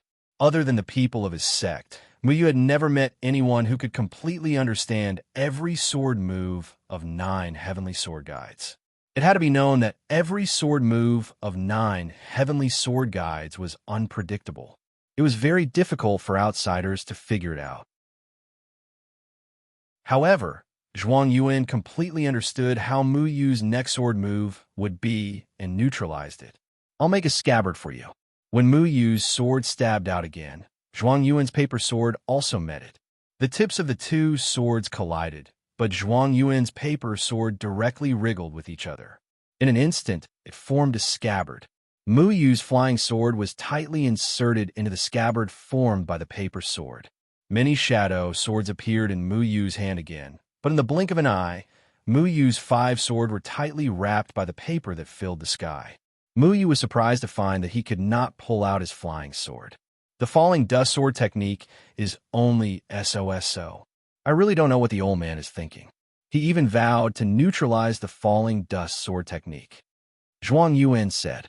His hands continued to dance, and the paper that filled the sky wrapped around Mu Yu. I still want to wrap you like a dumpling. Zhuang Yuan was indeed a powerful opponent. His page shadows completely restrained Mu Yu's flying sword, making it impossible for Mu Yu's flying sword to retaliate. It was impossible to clash head-on, but it was also very difficult to deal with. Mu Yu's 5 swords turned into one sword and broke free from the wrapping of the page shadows. One sword manifested 9 moves, and it was as though he had transformed into 5 people. The sword shadows trembled and slowly condensed into one sword. The sharp sword beam surged as though it was the only sword left in the world. It was invincible, able to break through all obstacles in the world. Dancing in the sky, a barren land. Zhuang Yuan berated. It was unknown if he was singing or doing something else, but his page shadows moved with the wind, forming a paper wall in front of him.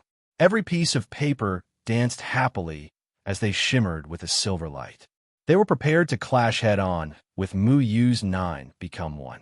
Mu Yu's sword stabbed into the paper wall, but the sharp sword Qi did not tear the paper to shreds as he had imagined.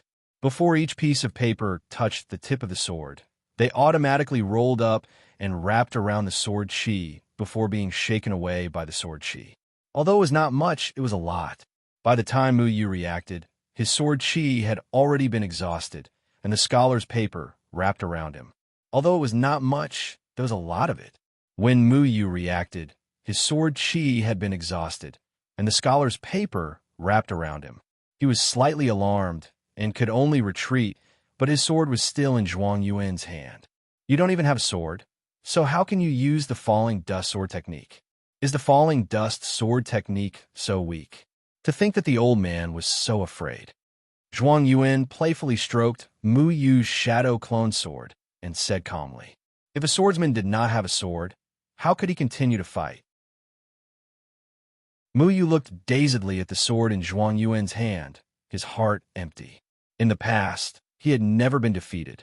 If his opponent's cultivation was higher than his, perhaps Mu Yu would not have any other thoughts. But Zhuang Yuan's cultivation was only about the same as Mu Yu's, yet the sword move he was so proud of had been broken by his opponent. How is this possible? Mu Yu had always felt that his 9 heavenly sword guides would not be at a disadvantage among people of the same cultivation.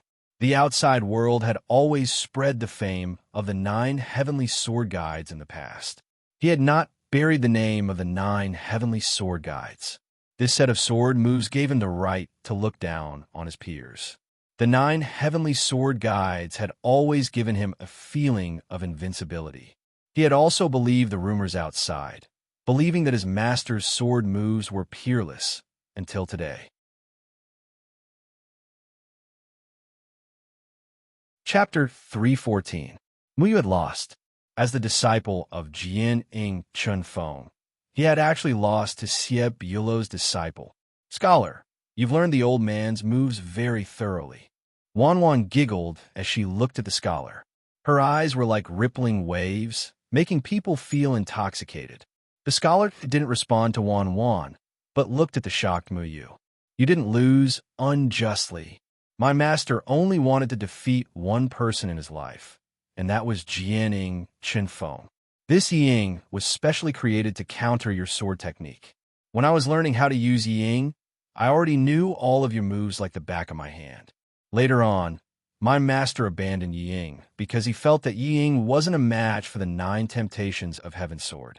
But today, it seems that my master overestimated your 9 temptations of Heaven's sword. The techniques of the evil faction all came from Xie Bulo. Xie Bulo spent his entire life researching how to defeat the falling dust sword technique, but every time he came up with a new technique, he would always reject it. In the end, he would give these techniques to his disciples. And these techniques also gave rise to the notoriety of the Devil Sect disciples, because they relied on these techniques that were denied by Xie Bulo to roam the cultivation world, causing many cultivators to not dare to provoke the Devil Sect disciples. The only opponent that the evil faction disciples recognized was Jian Ying Chunfeng's disciple. Yi Ying was actually able to defeat the 9 temptations of Heaven's sword. Then should I also consider learning it? That way, I might be able to defeat Luo Shang. Shimin Wuji said thoughtfully. Shimin Wuji's arrogance and despotism was well known in the Zai Shenzhen world. The young disciples of other sects didn't want to casually provoke him because his strength was unfathomable and he had yet to be defeated. However, only Shimin Wuji knew that he had only lost to one person, and that was Luo Shang, who had always kept a low profile in the cultivation world. Shimin Wuji dared to provoke everyone, but he didn't dare to provoke Luo Shang. He knew that Luo Shang was also Jian Ying Chunfeng's disciple. In order to defeat Luo Shang, Shimin Wuji would intentionally or unintentionally get close to Luo Shang, wanting to find a flaw in Luo Shang's body. But Luo Shang had always firmly suppressed him. The scholar smiled faintly. Around him, countless pieces of paper continued to flutter in the air. The shadows of the pages rippled with the wind, as if announcing its victory. Mu Yu remained rooted to the ground, unable to accept this fact. If the other party had used their cultivation to suppress him, he wouldn't have said anything. Even if the other party had cheated, he would just treat it as a kind of ability. However, his Heavenly Sword 9 strikes had been defeated, and thoroughly defeated by the disciple of his master's nemesis. If his master knew about this, what would he think? His master had relied on the 9 guides of Heavenly Sword to dominate the cultivation world. He had even used this set of sword techniques to defeat 5 spirit Lords Yumeng. Even though his cultivation had been damaged and he was no longer as strong as before, his swordsmanship still shocked the entire cultivation world. The 9 Heavenly Sword Guides had never been defeated because its sword style was majestic and incomparably powerful. But why would the peerless 9 Heavenly Sword Temptations lose to the top scholar? Mu Yu, how could that bastard's 9 temptations of Heavenly Sword be defeated so easily? You haven't fully unleashed the true power of 9 Heavenly Sword Guides. Although he didn't like Jianing Chunfeng, he had to admit that Jianing Chunfeng's cultivation was very high. Mu Yu was shocked. He was pulled back into the memories of the time at Luochen Mountain. Master, I think I've already grasped the essence of the Luochen swordsmanship, right? Mu Yu said proudly. At that time, he was able to cultivate the Luochen swordsmanship to a level that even Feng Haochen couldn't help but praise. He was also quite proud of himself. He felt that with this set of sword techniques, he wouldn't be at a disadvantage when competing with others. Feng Haochen stroked his beard and didn't criticize his arrogance. He only smiled and said, "What do you think is the most powerful part of the Luochen swordsmanship?" 9 by 9 returns to 1. Fusing the previous few sword moves into 1. This kind of sword that simplifies the Great Tao is very difficult to break, Mu Yu said. Feng Haochen nodded. He didn't refute Mu Yu's opinion. The simplification of the Great Tao is indeed the essence of the Luochen swordsmanship. It's also its most powerful part. Then what's the true meaning of the Great Tao is the most simple? Mu Yu thought for a moment and said, "Get rid of the complicated and get rid of the simple." Feng Haochen nodded again. The Great Tao is the most simple. It means that it has to abandon many complicated sword moves. There's one thing to remember. The simpler the sword move, the more powerful it is. However, its requirements are also greater. It requires a kind of momentum that doesn't look back. Using the sword just for that one move is because it's simple. It means that it has abandoned its original characteristics of being able to attack and defend. It has become an attack without defense. However, the existence of the 9 moves isn't just for the final move. Each move takes into account different ways to react. Each move can resolve different attacks. You think there are only 9 moves, but in fact there are more than 9 moves. You know the power of the Luochen swordsmanship. Then do you know what's the power of the Luochen mental cultivation method? Only when the Luochen swordsmanship is combined with the Luochen mental cultivation method can the true power of the 9 Heaven Sword Guides be perfectly displayed. The power of the Luochen mental cultivation method? I don't know. I thought it was only used to allow me to control multiple flying swords at the same time. Didn't you say that when I cultivate to a certain level in the future, I'll be able to control 9 flying swords at the same time? Mu Yu replied. You thought it would allow you to control 9 flying swords at the same time. In fact, when you try to control 9 flying swords, you'll realize that even if you can control 9 flying swords at the same time, the moves of each flying sword won't be perfect. When you comprehend the Luochen mental cultivation method one day, you'll understand what the Luochen swordsmanship is. You'll also understand that the most perfect part of the Luochen swordsmanship is not only the 9th move, but also all the sword moves. At that time, Mu Yu did understand this, but Feng Haochen also told him that sword moves relied on comprehension. Even if he only comprehended one sword move of the Luochen swordsmanship, it would still be extremely powerful. Therefore, Feng Haochen was already very satisfied with Mu Yu's comprehension at that time. However, Mu Yu is still defeated today. He always thought that his Luochen swordsmanship which was the 9 heavenly sword guides, had been practiced to the point of perfection. Now, he understood that he had only learned a little bit of the 9 heavenly sword guides.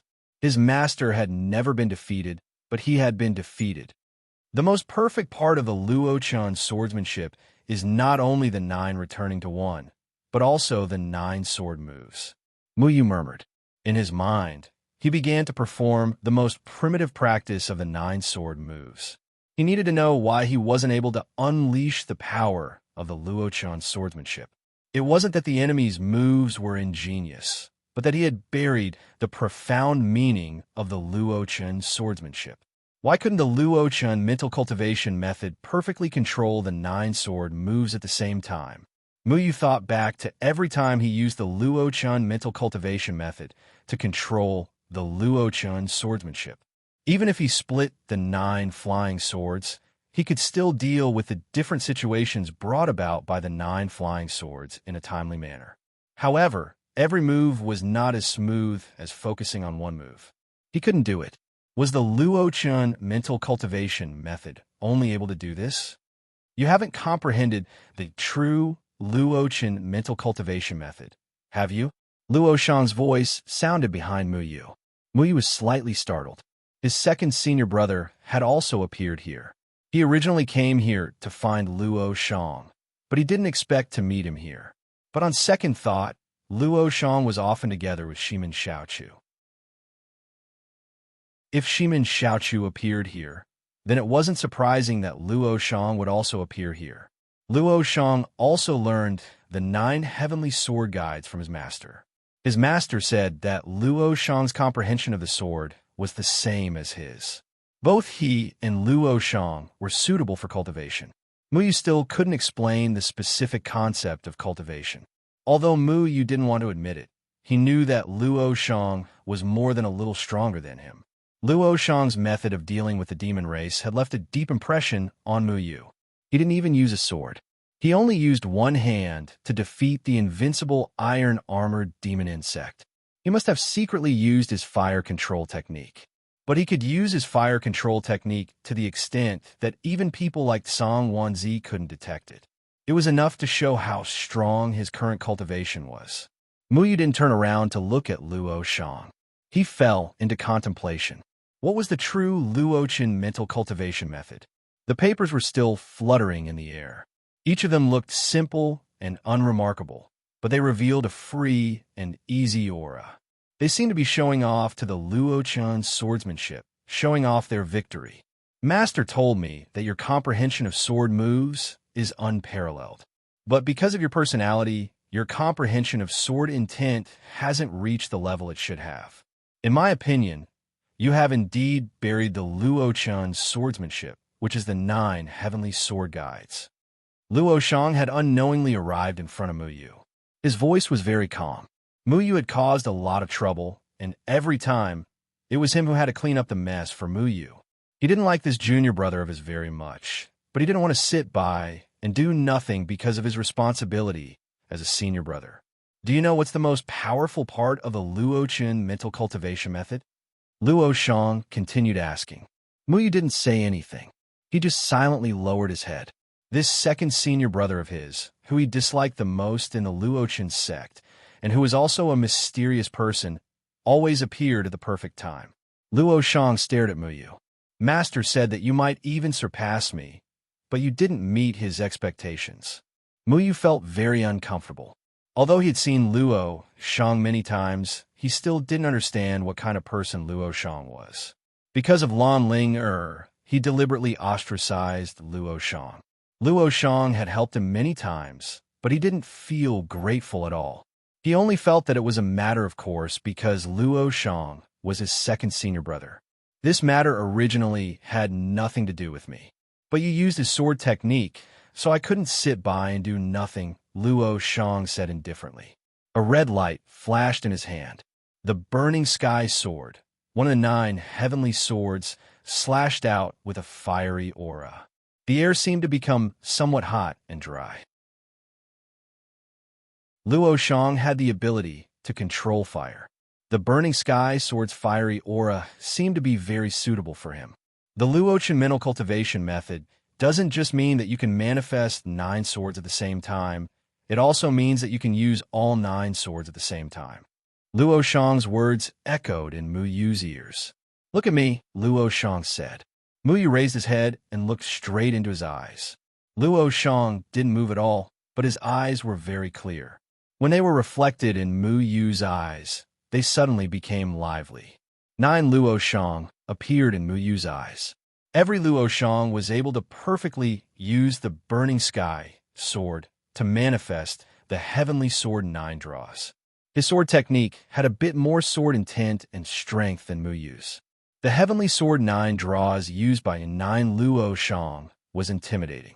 If one fought with him, it would be equivalent to fighting against 9 Luo Shang.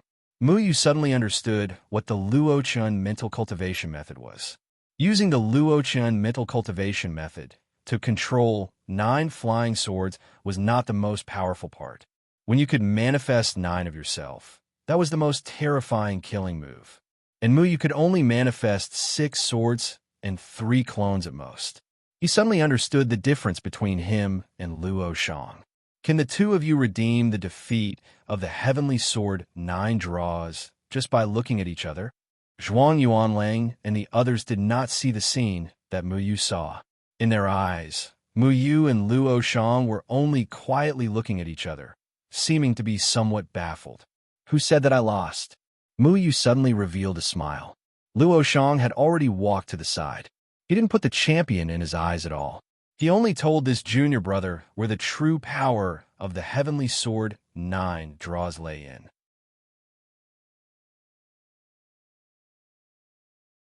Chapter 3:15. You don't even have a sword. The scholar sneered. However, before he could finish his sentence, his expression changed. The flying sword in his hand that belonged to Mu Yu suddenly became restless. It broke free from his control and appeared in Mu Yu's hand. The shadow swords were 9 extremely powerful celestial swords. No one knew the origin of the celestial swords, not even Mu Yu. When he passed down the celestial swords to his disciples, he was very casual. He didn't tell them that these were the celestial swords that everyone in the cultivation world coveted. In the past, Mu Yu didn't know what was good for him. He used the shadow swords to poke a hornet's nest and even used them to cook rice.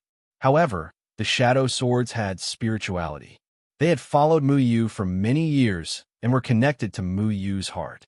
When Mu Yu used the shadow swords to kill Shi Minghui at the 2nd level heaven, Shi Minghui crushed the teleportation jade pendant. The shadow swords were still with Shi Minghui.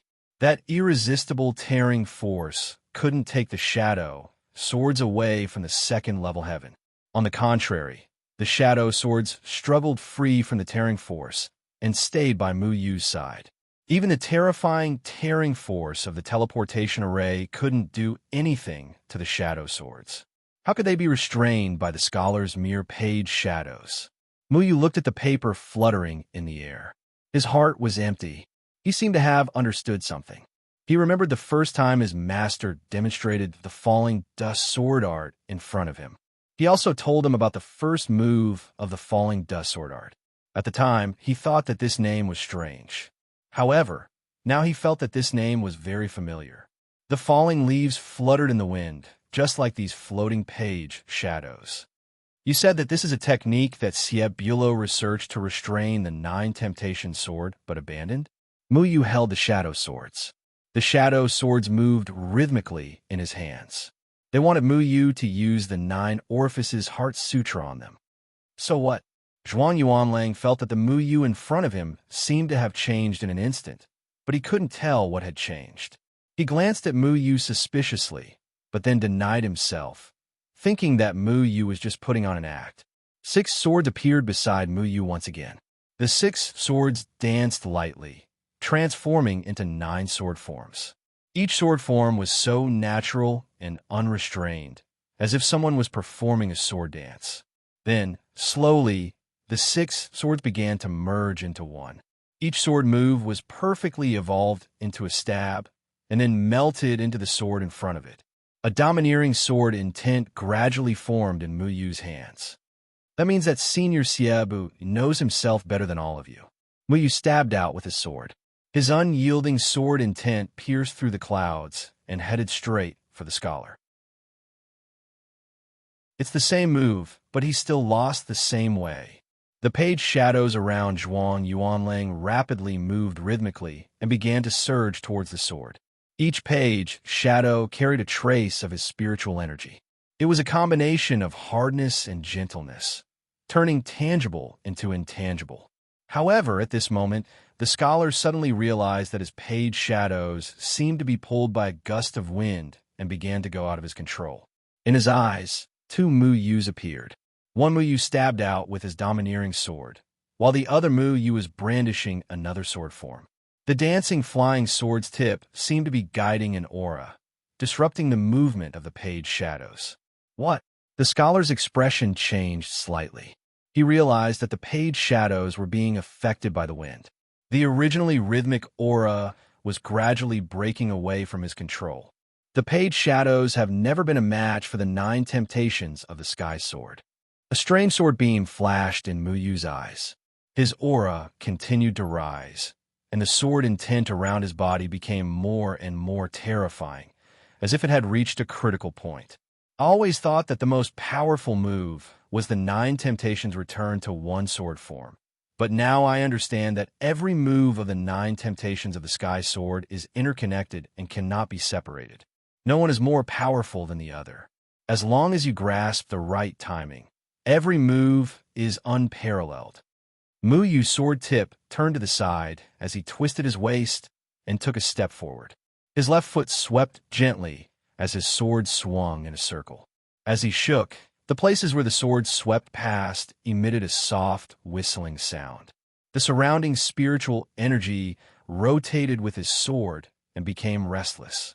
The page shadows that filled the sky moved with his sword like fallen leaves. Sword chi spread out with Mu Yu as the center. At that moment, all the page shadows suddenly cracked. The originally sharp and gentle page shadows could no longer resist the powerful sword chi. They were instantly ground into fluttering white dust by the domineering sword chi, circling around Mu Yu's sword. The other Mu Yu continued to stab at the scholar with his insufferably arrogant sword. Zhuang Yuanlang stared blankly at the sword that was getting closer and closer. The page shadows around him would occasionally cover Mu Yu's shadow swords. He wanted to do the same and use his nimble movements to weaken Mu Yu's sword chi bit by bit. However, there was a problem with the same move. His page shadows could no longer resist the sword chi. On the contrary, the page shadows in front of him shattered when they came into contact with the shadow swords. The shadow sword stabbed at the scholar with irresistible force. Ding! With a soft ring, Mu Yu's shadow swords were blocked by a silver ring. Wan had appeared in front of the scholar, who was at a loss. Many intertwined silver rings appeared in front of her, blocking the sharp sword. However, the force of the shadow sword sent Wan flying backward, destroying a willow tree and a large rock. In the end, she leaned back and supported herself on the wall, blocking this move. The wall behind her collapsed. The scholar had already been sent flying and landed heavily on the ground. If it wasn't for Wan taking the sword head-on, the scholar would have been heavily injured by the 9 heavenly sword guides. Her cultivation was higher than Zhuang Yuanlang and Mu Yu's, and was not any worse than Shimen Wuji's. But in the face of Mu Yu's sword, she was actually forced back so many steps before she was able to completely offset the formidable power of Mu Yu's sword. "Little brother, have mercy." Wan still had a smile on her face, but in her heart, she already had a whole new level of respect for Mu Yu.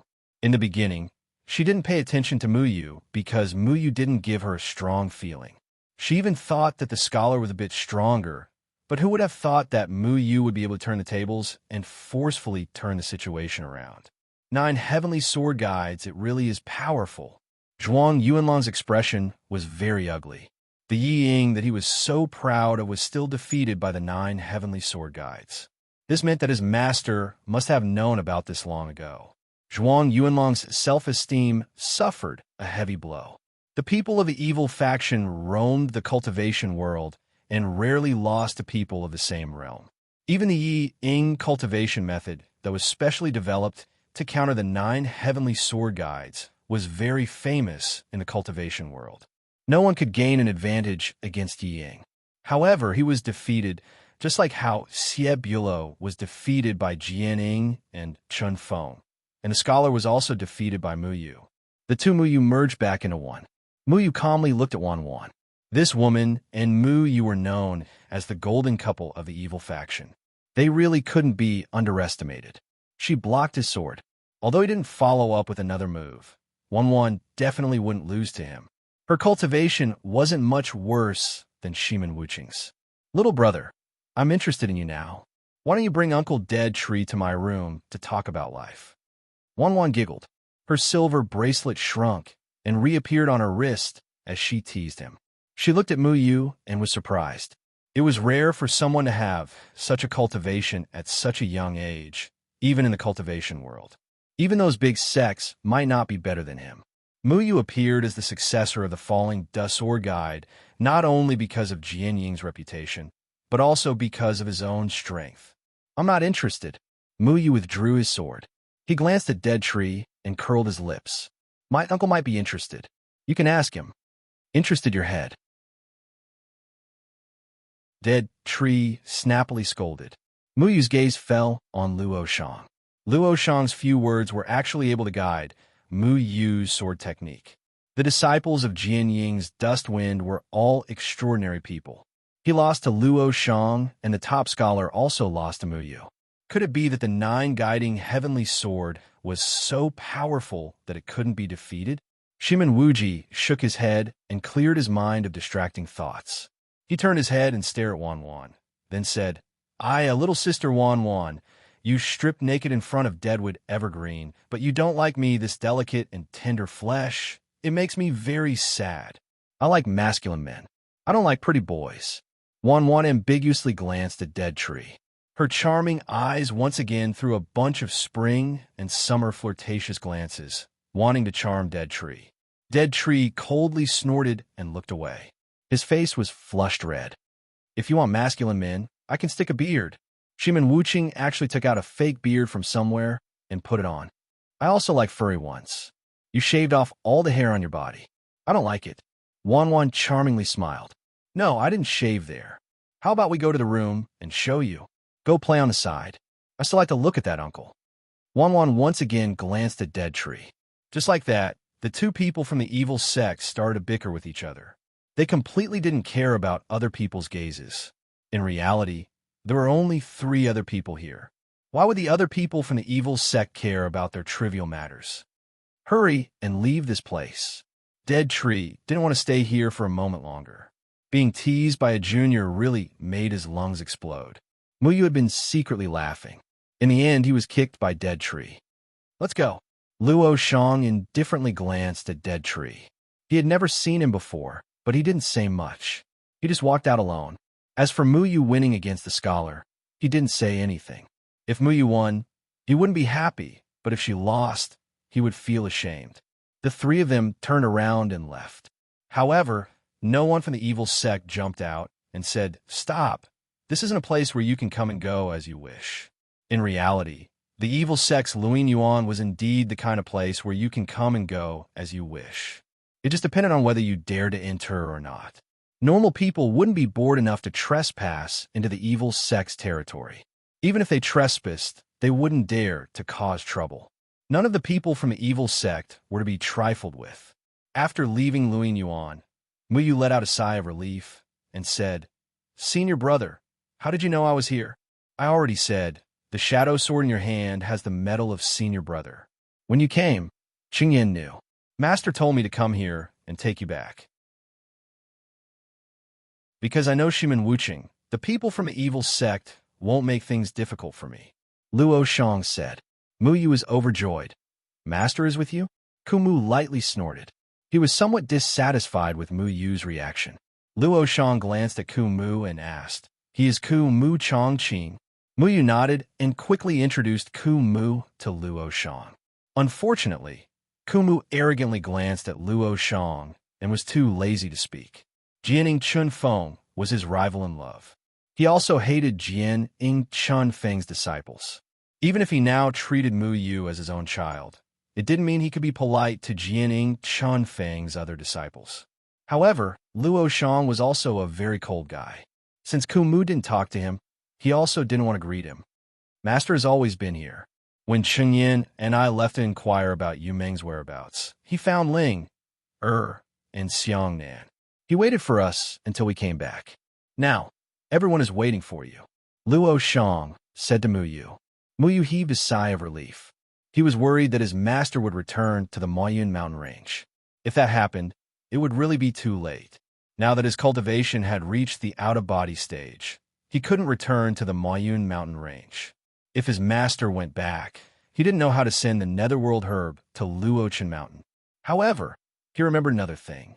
Luo Shang only asked him to come to the southern 50-mile garden, but didn't tell him where to find it. Mu Yu didn't know which street Luo Shang was on in the southern 50-mile garden. Thinking of this, he said, "Senior brother, you never told me where you were in the southern 50-mile garden. You want to go with Tian Ran, but Tian Ran knew where I was, so I didn't tell her. Even when we met last time, I thought Tian Ran had told you." Luo Shang looked at Mu Yu strangely. Mu Yu didn't know whether to laugh or cry, because Tian Ran didn't tell him which street Luo Shang was on in the southern 50-mile garden. Tian Ran must have thought that Luo Shang would tell Mu Yu the specific location, so she didn't tell him clearly when they parted. Before Mu Yu came here, he always thought that the southern 50-mile garden was just a garden or something.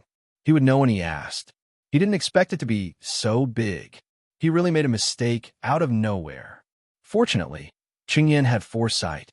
After Luo Shang secretly left the Moyun mountain range, no one could find him. At that time, Qingyan decided to integrate the metals he could control into the flying swords of each of his junior brothers and sisters. This way, they could find each other even if they were separated. Qingyan had relied on this to find Mu Yu no less than 3 times. In Mount Fulong, Mu Yu almost died in the wretched face spider scorpion's cave, but Qingyan came in time. In 8 Grass Village, it was also Qingyan who found Mu Yu's tracks and asked Luo Shang to help. Qingyan was the first to know that Mu Yu had just arrived in the southern 50-mile garden. When Mu Yu was trapped in the second heaven, Qingyan even wanted to use Yumon's method to sneak into the second heaven and use this method to find Mu Yu. They went to Mist Breath City to find out how Yumon entered the second heaven, but unfortunately, they didn't find anything. With such a reliable senior brother like Qingyan, Mu Yu was indeed very lucky.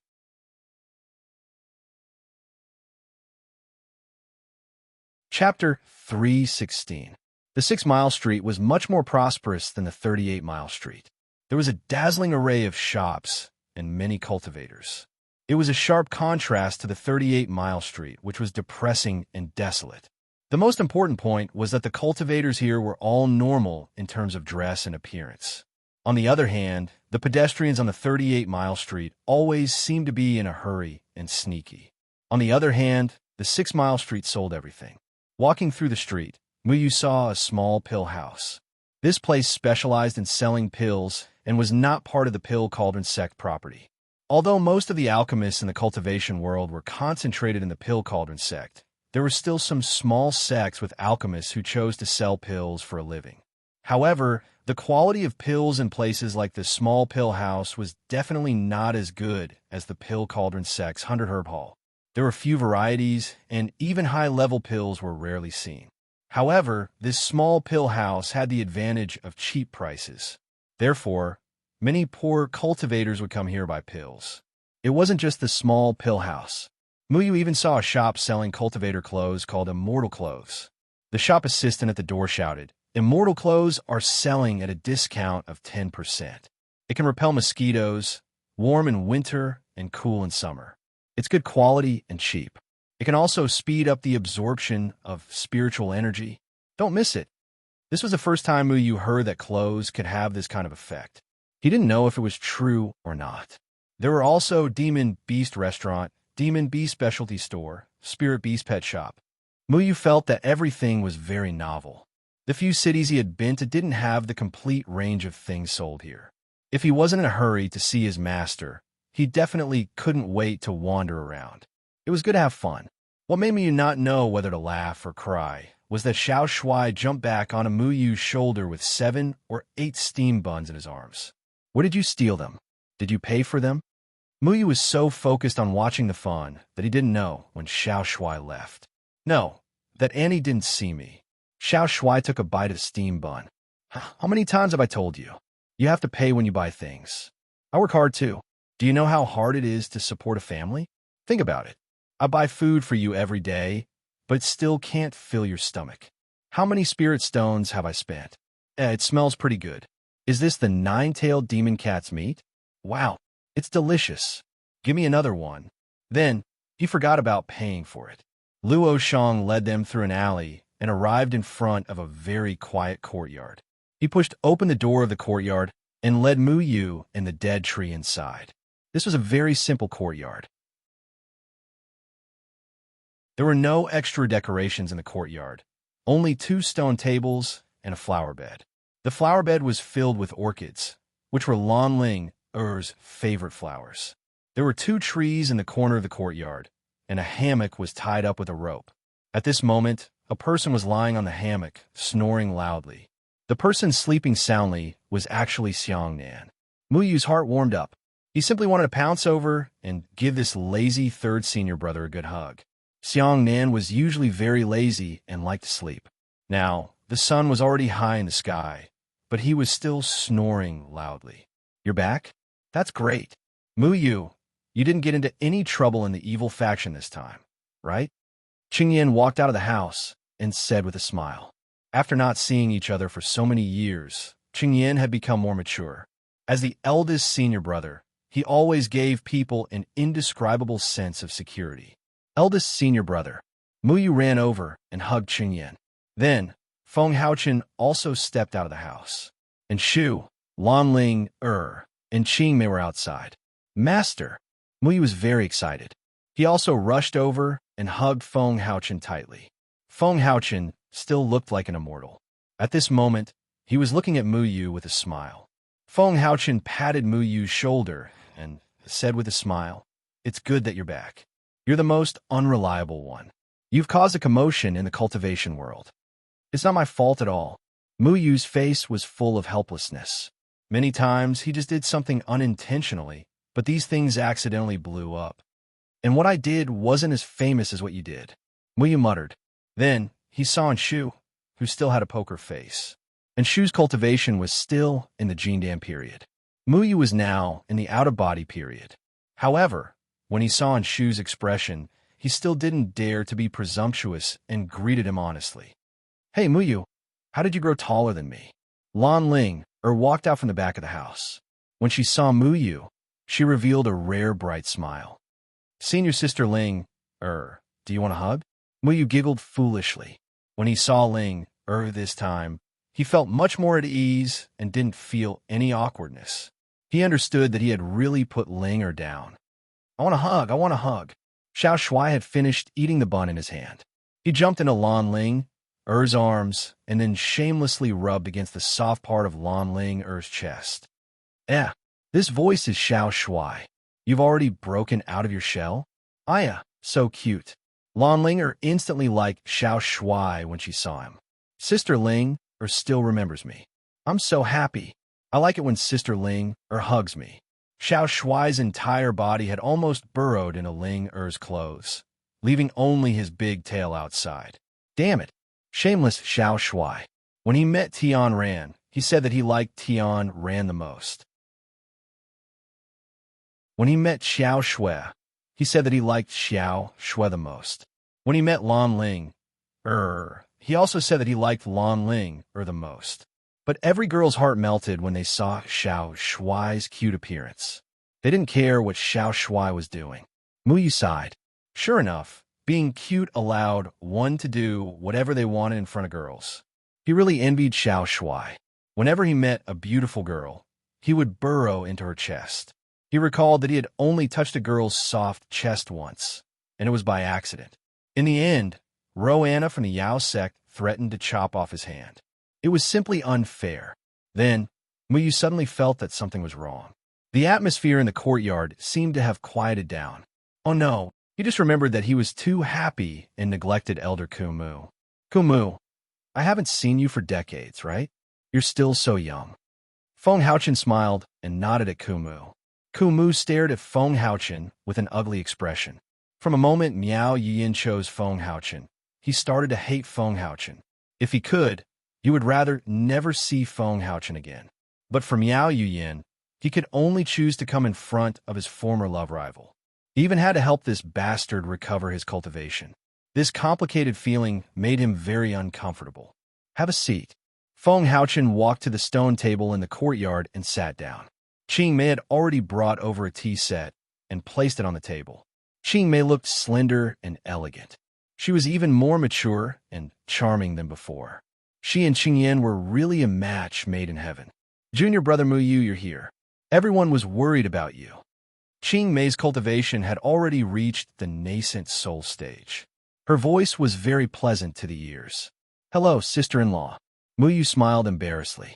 Back then, for his master's safety, Mu Yu had let Qing Yan and Qing Mei break off all ties. Thinking of this, Mu Yu still felt a little sorry for his senior brother and sister-in-law. But then he saw Luo Shang standing beside Lan Ling. Suddenly, he didn't feel guilty anymore. This matter was obviously caused by Luo Shang blindly. If Mu Yu had known that the red-clothed youth who threatened the Qingsong Taoist was Luo Shang, he wouldn't have been worried about his master's safety. He also wouldn't have let his senior brother make a choice. Qing Mei poured a cup of tea for everyone and then sat beside Qing Yan. Kumu clenched his fists. Everything here seemed to be incompatible with him. Mu Yu and everyone in the courtyard knew each other. He was the only outsider.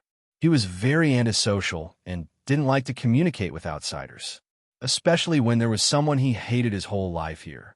He wanted to turn around and leave, but he knew that it was impossible. He still had some things to do. Aya, we're all family. Don't be so polite.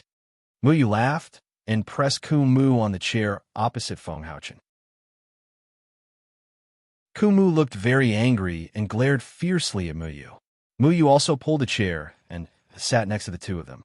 Suddenly, he felt a little strange because he didn't know how to say it. These two were his masters, but they had some conflicts. It was a little difficult for him to be in the middle. You've got a good disciple, Kumu said slowly after a long time. The others sat at another table and listened to their conversation. Feng Haochen stroked his white beard and said with a smile, He's your disciple too, isn't he? Master, it's actually like this. Mu Yu scratched his head and was a little flustered.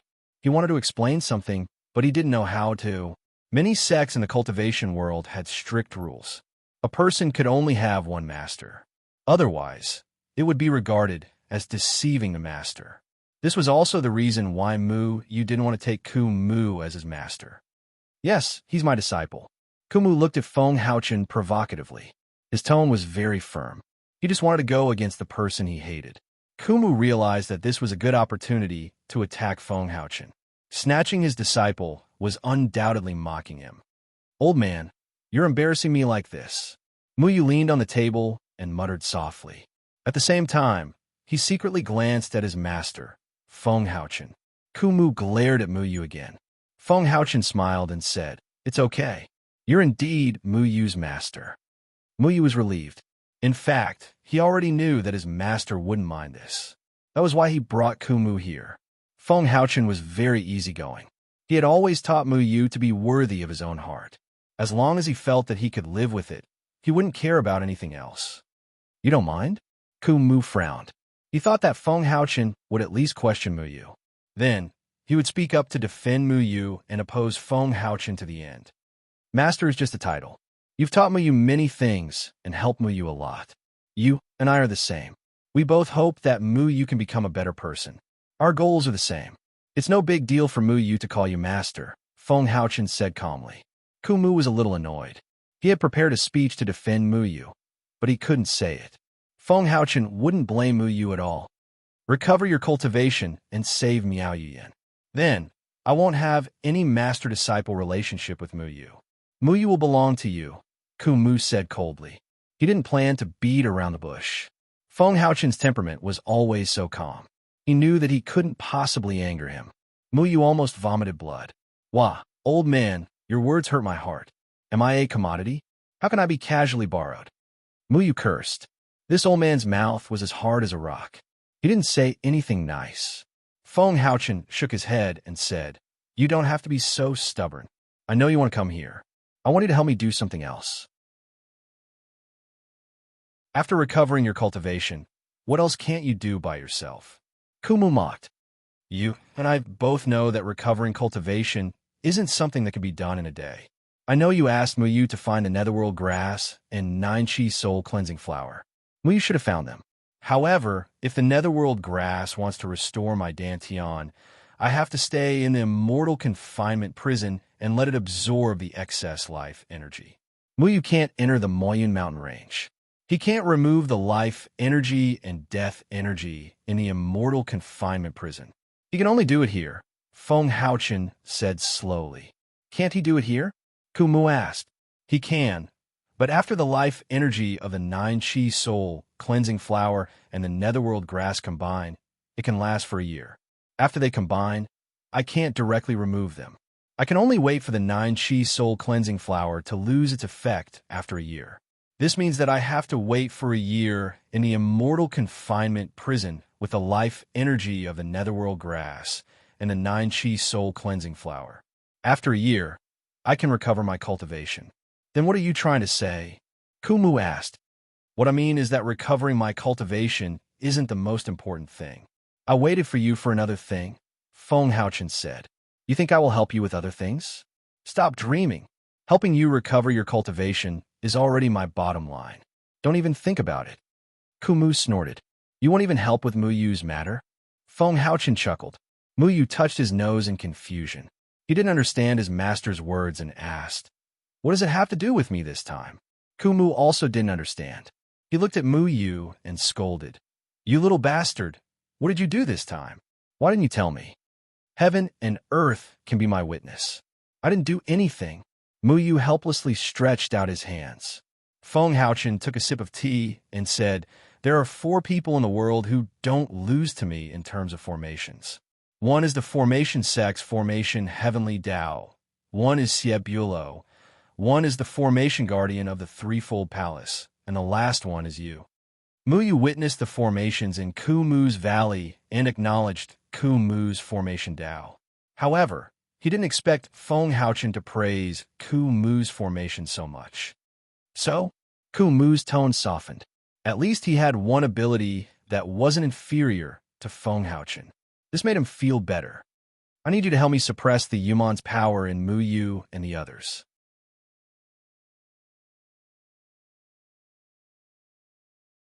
Chapter 317. Feng Haochen said to the others, You 3 don't have to hide it. Kumu is one of us. He knows Muyu's ability. Qingyan bowed politely to Kumu and said, Senior Kumu, I can control metal. Several black metal balls appeared around him and rotated around him. Those metal spheres began to change into all kinds of nimble shapes, and even turned into swords that danced in the air. In the end, they covered Qingyan's arms like armor. They shone with a metallic luster and were cold but tough. Luo Shang was not so polite. Without saying anything, flames burst out of his body. The flames danced but did not burn his clothes. A scorching hot aura hit him in the face. It was very uncomfortable. Can't you take it easy? Why don't you go to heaven with such a big temper? Muyu didn't like the steaming flames, but she probably didn't like the second senior brother as a person. I'll take you to heaven. Luo Shang glanced at Muyu. His gaze was not polite. Then, the flames on his body disappeared. The two of them did not like each other. Muyu did not like Luo Shang because of Lan Ling. Luo Shang did not like Muyu because Muyu had almost killed their master. Due to his identity as second senior brother, Luo Shang had saved Muyu several times. Every time he saved Muyu, he would be in a bad mood. Muyu being grateful to Luo Shang was one thing, but not liking Luo Shang was another. Who's the other one? Kumu asked. Lan Ling ran over and kicked Xiang Nan, who was sleeping in the hammock. Xiang Nan ran over embarrassedly and greeted Muyu in surprise when he saw him. Hearing that he was going to show his ability to control earth, he quickly gathered a few stones from the flower bed. The soil of the flower bed poured down, and the orchids were all over the place. Those are the flowers I planted. Lan Ling was furious and kicked Xiangnan again. Xiangnan said apologetically, "Junior sister, I'm sorry. I'll fix it for you later. Not a single stone or soil will be missing. I promise." Muyu had never seen his senior brothers display their abilities in person before. He had only seen them in his dreams when he encountered the phantom in the second heaven. But at that time, Muyu had always thought that it was fake and the scene was too unbelievable, so Muyu didn't take it seriously. Qingyan had said that if he could keep the fact that he had Yumon's power a secret that not even those close to him knew, then outsiders wouldn't find out either. Qingyan and Xiang then had concealed their abilities very well, but Muyu had been very open about it. However, Muyu still didn't understand. Can someone explain what the Nine Heavens Sealing Devil Formation is? Muyu asked, puzzled. The Nine Heavens Sealing Devil Formation is a very ancient formation with terrifying power. It was invented by the human race to deal with Yumon. The conditions for setting up the Nine Heavens Sealing Devil Formation are too strict, and there will be restrictions everywhere. This formation is specifically used to restrict the abilities of the Yu Meng devils. Feng Haochen explained. Kumu glanced at Muyu. He didn't care about other people, but he had to take this seriously because it concerned Muyu's safety. Although he always scolded Muyu and said that Muyu was useless, Muyu was very important to him. Kumu said, "The Yumon's power in your body can be restricted by the Nine Heavens Sealing Devil Formation because the power you possess isn't pure. The consciousness of the five spirit lords Yumon is sleeping in your body and will wake up from time to time according to your emotional changes. The Nine Heavens Sealing Devil Formation can prevent the consciousness of Spirit Lord Yumon in your body from resuscitation, so you won't lose control." This was the first time Muyu had heard of the Nine Heavens Sealing Devil Formation, and he felt a little ashamed. His two masters were clearly experts in formations, but he seemed to have only learned a little bit of formation knowledge. It couldn't even be considered a superficial knowledge. He couldn't be blamed. Feng Haochen didn't teach these people about formations in the beginning because he didn't want them to discover the existence of the immortal confining prison. Kumu did teach Muyu a lot about formations, but unfortunately, Muyu put more effort into the Tao of medicine. He only knew more about formations than ordinary people, but his understanding of formations was far from Kumu's level. "How we do this formation?" Muyu asked. "Use your bodies as the foundation of the formation and seal Spirit Lord Yumon's power. This means that Spirit Lord Yumon in your body won't resuscitation. Muyu, the power in your body is the most unstable, and this time I found that Yumon's aura in your body is getting stronger and stronger. You lost control more than once or twice after leaving the Moya mountain range, right? Your control over plants is getting more and more stable. Let me think. Your Mu Ling has recovered a little, right?" Feng Haochen said meaningfully. Muyu opened his mouth and could only nod helplessly. Sure enough, he couldn't hide anything from his master. When he was on the floating immortal island, he lost control once and was captured by Kumu. When he was on the second layer of heaven, the phantom spirit created a dreamland, and he lost control in the dream. Feng Haochen was a true god who defeated Spirit Lord Yumon single-handedly, so he couldn't be more familiar with Yumon. You can't avoid using some Yumon's power because it is already fused with your spiritual power. As long as you don't resuscitation the dormant power in your body, it won't be a problem. However, if the power in your body resuscitates too much, it won't be quiet in your body anymore and will become more and more active. When you lose control again one day, it might suppress your own consciousness. At that time, Spirit Lord Yumon will truly return. Feng Haochen said in a serious tone. Everyone was silent. Luo Shang pursed his lips. Actually, he was like Muyu and had lost control before. However, he was able to wake up in time. However, this kind of thing was hard to say. What if they couldn't wake up after losing control one day? Qingyan and Xiang then probably lost control the least times. The Yumon power in Qingyan's body was the most stable, followed by Xiangnan. They weren't as restless as Muyu and Luo Shang. Then, if I use the ninth heaven's demon sealing formation, can I still control plants? Muyu asked. You can. This power has already fused with your spiritual power. Right now, Yaman is ready to make a comeback. I'm worried about the four of you. If you lose control and Spirit Lord Yaman takes over your body, it will be even more troublesome. The ninth heaven's demon sealing formation can completely seal Spirit Lord Yaman's power in your body, preventing him from resuscitation. Even Yaman won't be able to break it, Feng Haochen said. Kumu frowned. However, with our cultivation, I'm afraid we won't be able to lay down the ninth heaven's demon sealing formation, right? There must be someone else. Who else did you find?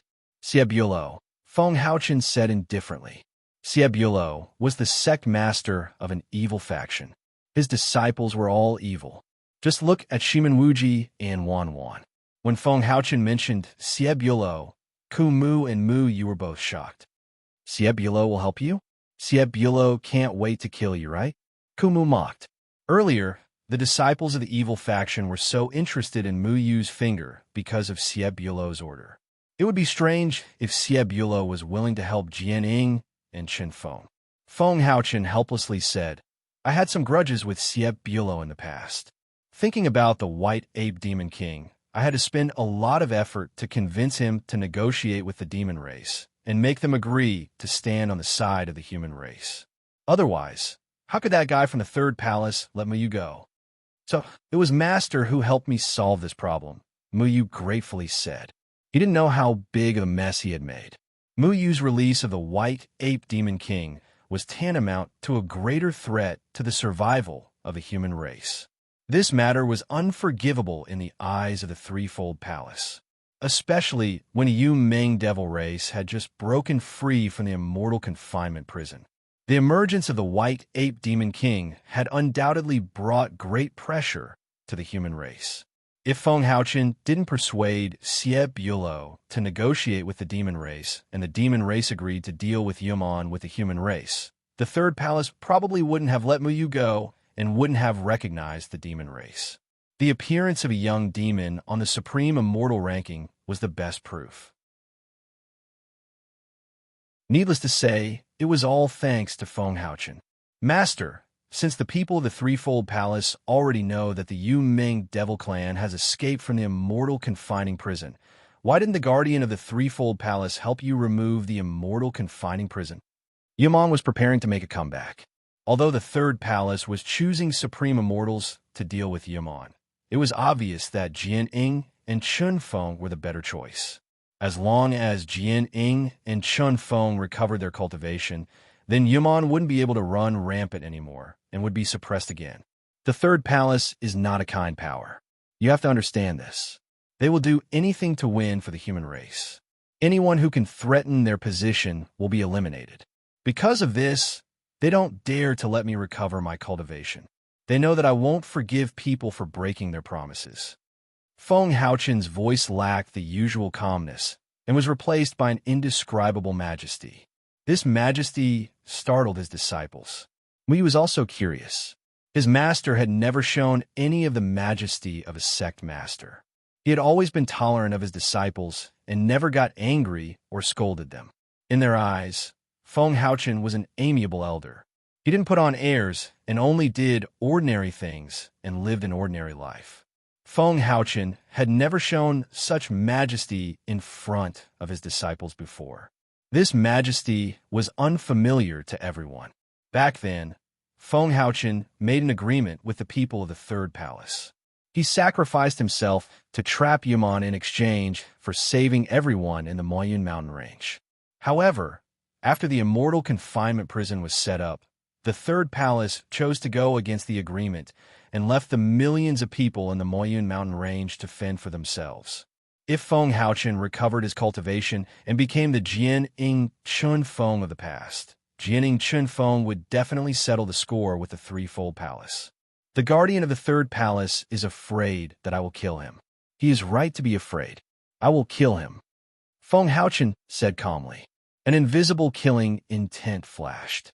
Although it was weak, it still made Muyu's heart tremble.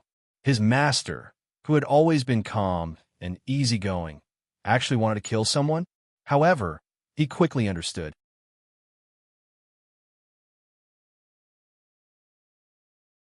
Chapter 3:18. The Threefold Palace was a mysterious force.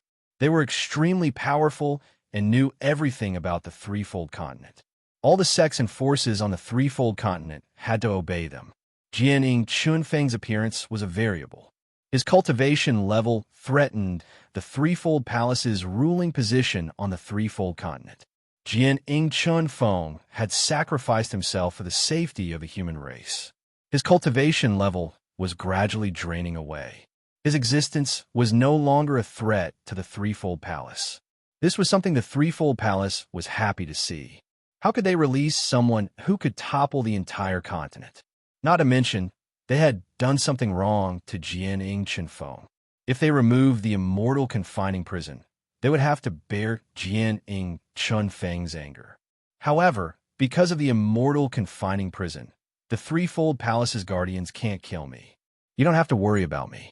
However, as my disciples, you guys are on the supreme immortal leaderboard. The Threefold Palace's guardians won't be at ease. Feng Haochen's eyes flashed with wisdom. Why don't they just kill us? They don't have to let us on the supreme immortal leaderboard. Xiangnan couldn't help but interrupt. Feng Haochen shook his head. They have to be fair in front of the human race. Otherwise, they won't be able to convince the masses. They only dare to do some small things in secret. Even if they don't let you on the leaderboard, it's easy for you guys to get on the leaderboard with your cultivation level. They won't kill you because they know that Spirit Lord Yu Meng is sleeping in your bodies. Once you die, Spirit Lord Yu Meng will take over your bodies and cause them even more trouble. I think the Threefold Palace must be thinking about how to deal with you guys right now. Muyu felt strange. He was always involved in all kinds of troublesome things. He wasn't interested in the supreme immortal leaderboard. It was just a leaderboard. Whoever liked it could get on it. He just wanted to do his own thing and live happily. However, he didn't expect that he had already been listed as a bad person by the Threefold Palace. It wasn't fun to be targeted by the Threefold Palace. Do you think the Threefold Palace is watching us? Otherwise, how do they know our cultivation levels and backgrounds? Muyu asked. They relied on the extreme immortal steel to figure out your strength. The extreme immortal steel is a spiritual object of heaven and earth. It has transcendental intelligence and is mixed with the rules of the heavenly Tao. No one in heaven and earth can escape its detection. However, you can be at ease because even the third palace will not know your whereabouts. Although they are powerful, they're not powerful to that extent. If an extreme immortal was killed, the spirit patterns on the extreme immortal's body would return to the extreme immortal monument, and the information of the murderer would be announced to the world. There would be a record of who killed the extreme immortal. The Threefold Palace uses this to ensure fairness in the competition between extreme immortals, Feng Haochen explained. After becoming a supreme immortal, cultivators above the age of 40 were not allowed to kill supreme immortals at will. This rule undoubtedly protected the safety of these supreme immortals, preventing them from dying for no reason. If they were to die, they should die at the hands of supreme immortals, not at the hands of random people. In order to be able to shoulder heavy responsibilities, extreme immortals needed to temper themselves through battle. This kind of rule was already very cruel to begin with, and it was even more unjustifiable for them to be slaughtered by the older generation. Many people believe that supreme immortals should have the ability to remain unyielding. If they could escape from the older generation, then it meant that they could shoulder heavy responsibilities. However, there was one problem that the Threefold Palace had to consider. Becoming a supreme immortal was a very glorious thing, and one's status was extremely high. The first 9 supreme immortals were existences that all the sect leaders had to bow their heads to. If an elder of a certain sect, in order to ensure that his disciple could become a supreme immortal and become an existence respected by everyone, secretly took action by suppressing the supreme immortal with his cultivation base, it would eventually develop into a competition between the older generation of the various sections. In this way, the supreme immortal leaderboard would lose its meaning, and it would not be able to accurately pick out the true talents. This was also the reason why the leaderboard prohibited people above the age of 40 from killing Supreme Immortals. As for why the older generation could not become Supreme Immortals, it was because this was the era of the younger generation. The younger generation had to be the ones to deal with Supreme Immortals, and not the older generation who were about to die. Of course, the Threefold Palace also had their reasons, because it was said that in the future, the Threefold Palace would teach the Supreme Immortals some kind of special technique to deal with Yaman. The younger one was, the more advantageous it would be to cultivate this kind of technique. Therefore, the older generation was eliminated. Of course, our biggest problem now is how to persuade Elder Xie to help us again. Feng Haochen said, "How did you persuade him last time, Master? Can't you do it again?" Qing Yin asked. He agreed to negotiate with the monster race because he owed me a favor, and he agreed to return the favor.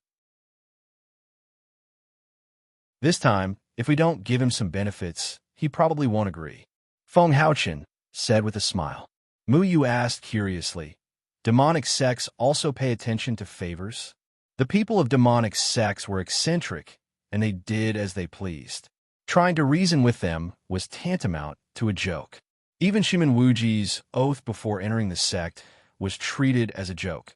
So how could they pay attention to favors?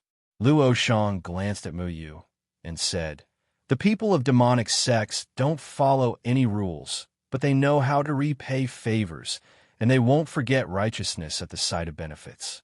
The people of demonic sects don't care about favors between themselves, but they attach great importance to the favors of outsiders, because it is a kind of negation of their ability. They see owing favors to outsiders as a kind of humiliation, and they don't think that they need the help of outsiders, so they will think of ways to repay the favor. Shimin Wuji clearly also owed Luo Shang a favor, so no matter if it was at Fuxian Island or Eight Grass Village, Shimin Wuji was very unwilling to help Luo Shang to help Mu Yu solve the problem. Thinking about it this way, the people of demonic sects at least had a cute side. There is something here. You can take it and return it to Elder Xie. You should agree to this matter. Feng Haochen took out a brocade box. This brocade box was only the size of a palm, but it was flickering with exquisite formation patterns.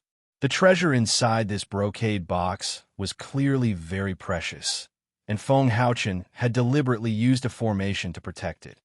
Master, why don't you go by yourself? Don't you think it's better? Mu Yu asked strangely. Feng Haochen's face showed a trace of helplessness, and shook his head. I really don't want to see Elder Xie again. At least I don't want to go to the place where he stays. Those demonic things he creates always make me feel uncomfortable. Luo Shang and Mu Yu, you two know Shimin Wuji, so one of you two should go. I also don't want to go. Let Mu Yu go. Luo Shang's expression was very serious as he refused. Mu Yu was puzzled. Was that place some kind of dangerous place? If it was a dangerous place, Master wouldn't let them go, but Luo Shang as senior brother actually evaded this matter. It was too strange. Okay, I will go. Luo Shang, you go first and help me find Shimin Wuji. Mu Yu shrugged his shoulders. In any case, he had already been to all kinds of places, so he didn't care about going into the tiger's den again. Since Master was so assured to let them go, then there shouldn't be any danger. But there was no need to worry about this matter. After all, Mu Yu had just returned, and he still had a lot to say to everyone. He also didn't avoid arousing suspicion and answered everyone's questions. Everyone here was his family, so there was nothing to hide. However, he secretly skipped over the matter of the phantom, as if it was a coincidence that he had obtained the netherworld herb. That's right. At that time, Mu Yu's eyes were brimming with tears, and he tightly hugged me, just like brothers who had been separated by life and death, reunited again. Then his tears flowed down like a river bursting the dam. He kissed me and refused to let me go, because I had saved him and pulled him back from the evil claws of the 6th-rank demonic toad. Dragonvine also whimpered and was grateful to me and crawled at my feet, trembling. If it wasn't for me, Dragonvine would have most likely been torn to shreds by that 6th-rank demonic toad and become its dinner. I sacrificed myself and offered myself to that 6th-rank demonic toad at that time. Xiao Shuai's impassioned voice came from the side. Muyu was originally telling everyone about returning to Luochen Mountain from the spiritual Qi, and just as he was about to talk about his competition with Gu Yiqian, Xiao Shuai was fooling around with Lan Ling, and Qing Mei. Muyu walked over, flustered and exasperated. He knew that this narcissistic guy must have slandered him as a crybaby again. This time, Xiao Shuai rubbed against Qing Mei's arms. He grabbed Xiao Shuai's fluffy tail and pulled Xiao Shuai out of Qing Mei's arms. This guy didn't let go of any girl's soft spot. How shameless. Correction, first of all, I didn't cry, and second of all, I was the one who did all the work. Also, Dragon Vine didn't go with us to the second layer of heaven. Xiao Shuai, don't tamper with the story. Otherwise, if everyone misunderstands, I'll beat you up. Muyu fiercely pulled Xiao Shuai's tail and swung it several times in the air, making Xiao Shuai dizzy. Put it down, what are you doing? Lan Ling glared at Muyu and rescued Xiao Shuai from Muyu's hands. It's fine. Why are you abusing a small animal like this? Lan Ling patted Xiao Shuai's fur with heartache. Xiao Shuai actually pretended to be wronged. I'm abusing a small animal? Muyu opened his mouth, thinking back to the first time he went out alone with Lan Ling. She was even happier killing demon beasts than he was killing demon beasts. Would you really say I love you to Xiao Shuai? I didn't expect junior brother Muyu to be such a sentimental person. Qing Mei smiled gently. Muyu was speechless. He really hated Xiao Shuai, this bastard. Then, he ran over to Kumu's arm and pulled out the dragon vine, saying, let me show you a fresh dragon vine that has turned into a dragon. The dragon vine cried out in dissatisfaction and returned to its huge body, attracting everyone's attention. Wow, I've never seen a real dragon before. It's so majestic. Muyu, I heard you've ridden it before? Xiangnan exclaimed. The others also felt that it was very magical. A dragon vine that had turned into a dragon was a very rare existence. Yeah. I rode it when I was on Fuxian Island. Anyway, it's a very easy guy to get along with. Dragon Vine, they're all on the same side. You can let them understand you when you speak. Compared to the unreliable Xiao Shuai, Muyu preferred the Dragon Vine that slept all day long. At least it didn't talk nonsense. Oh, I don't like to talk to people. I'm going back to sleep. The Dragon Vine directly spoke human language. Other than Kumu and Muyu, it didn't like any other humans. Sleep later. Hurry up and show us how you eat, Xiao Shuai, to broaden everyone's horizons. Muyu wanted the Dragon Vine to take Xiao Shuai away, so that this guy wouldn't talk nonsense again. I don't eat shit.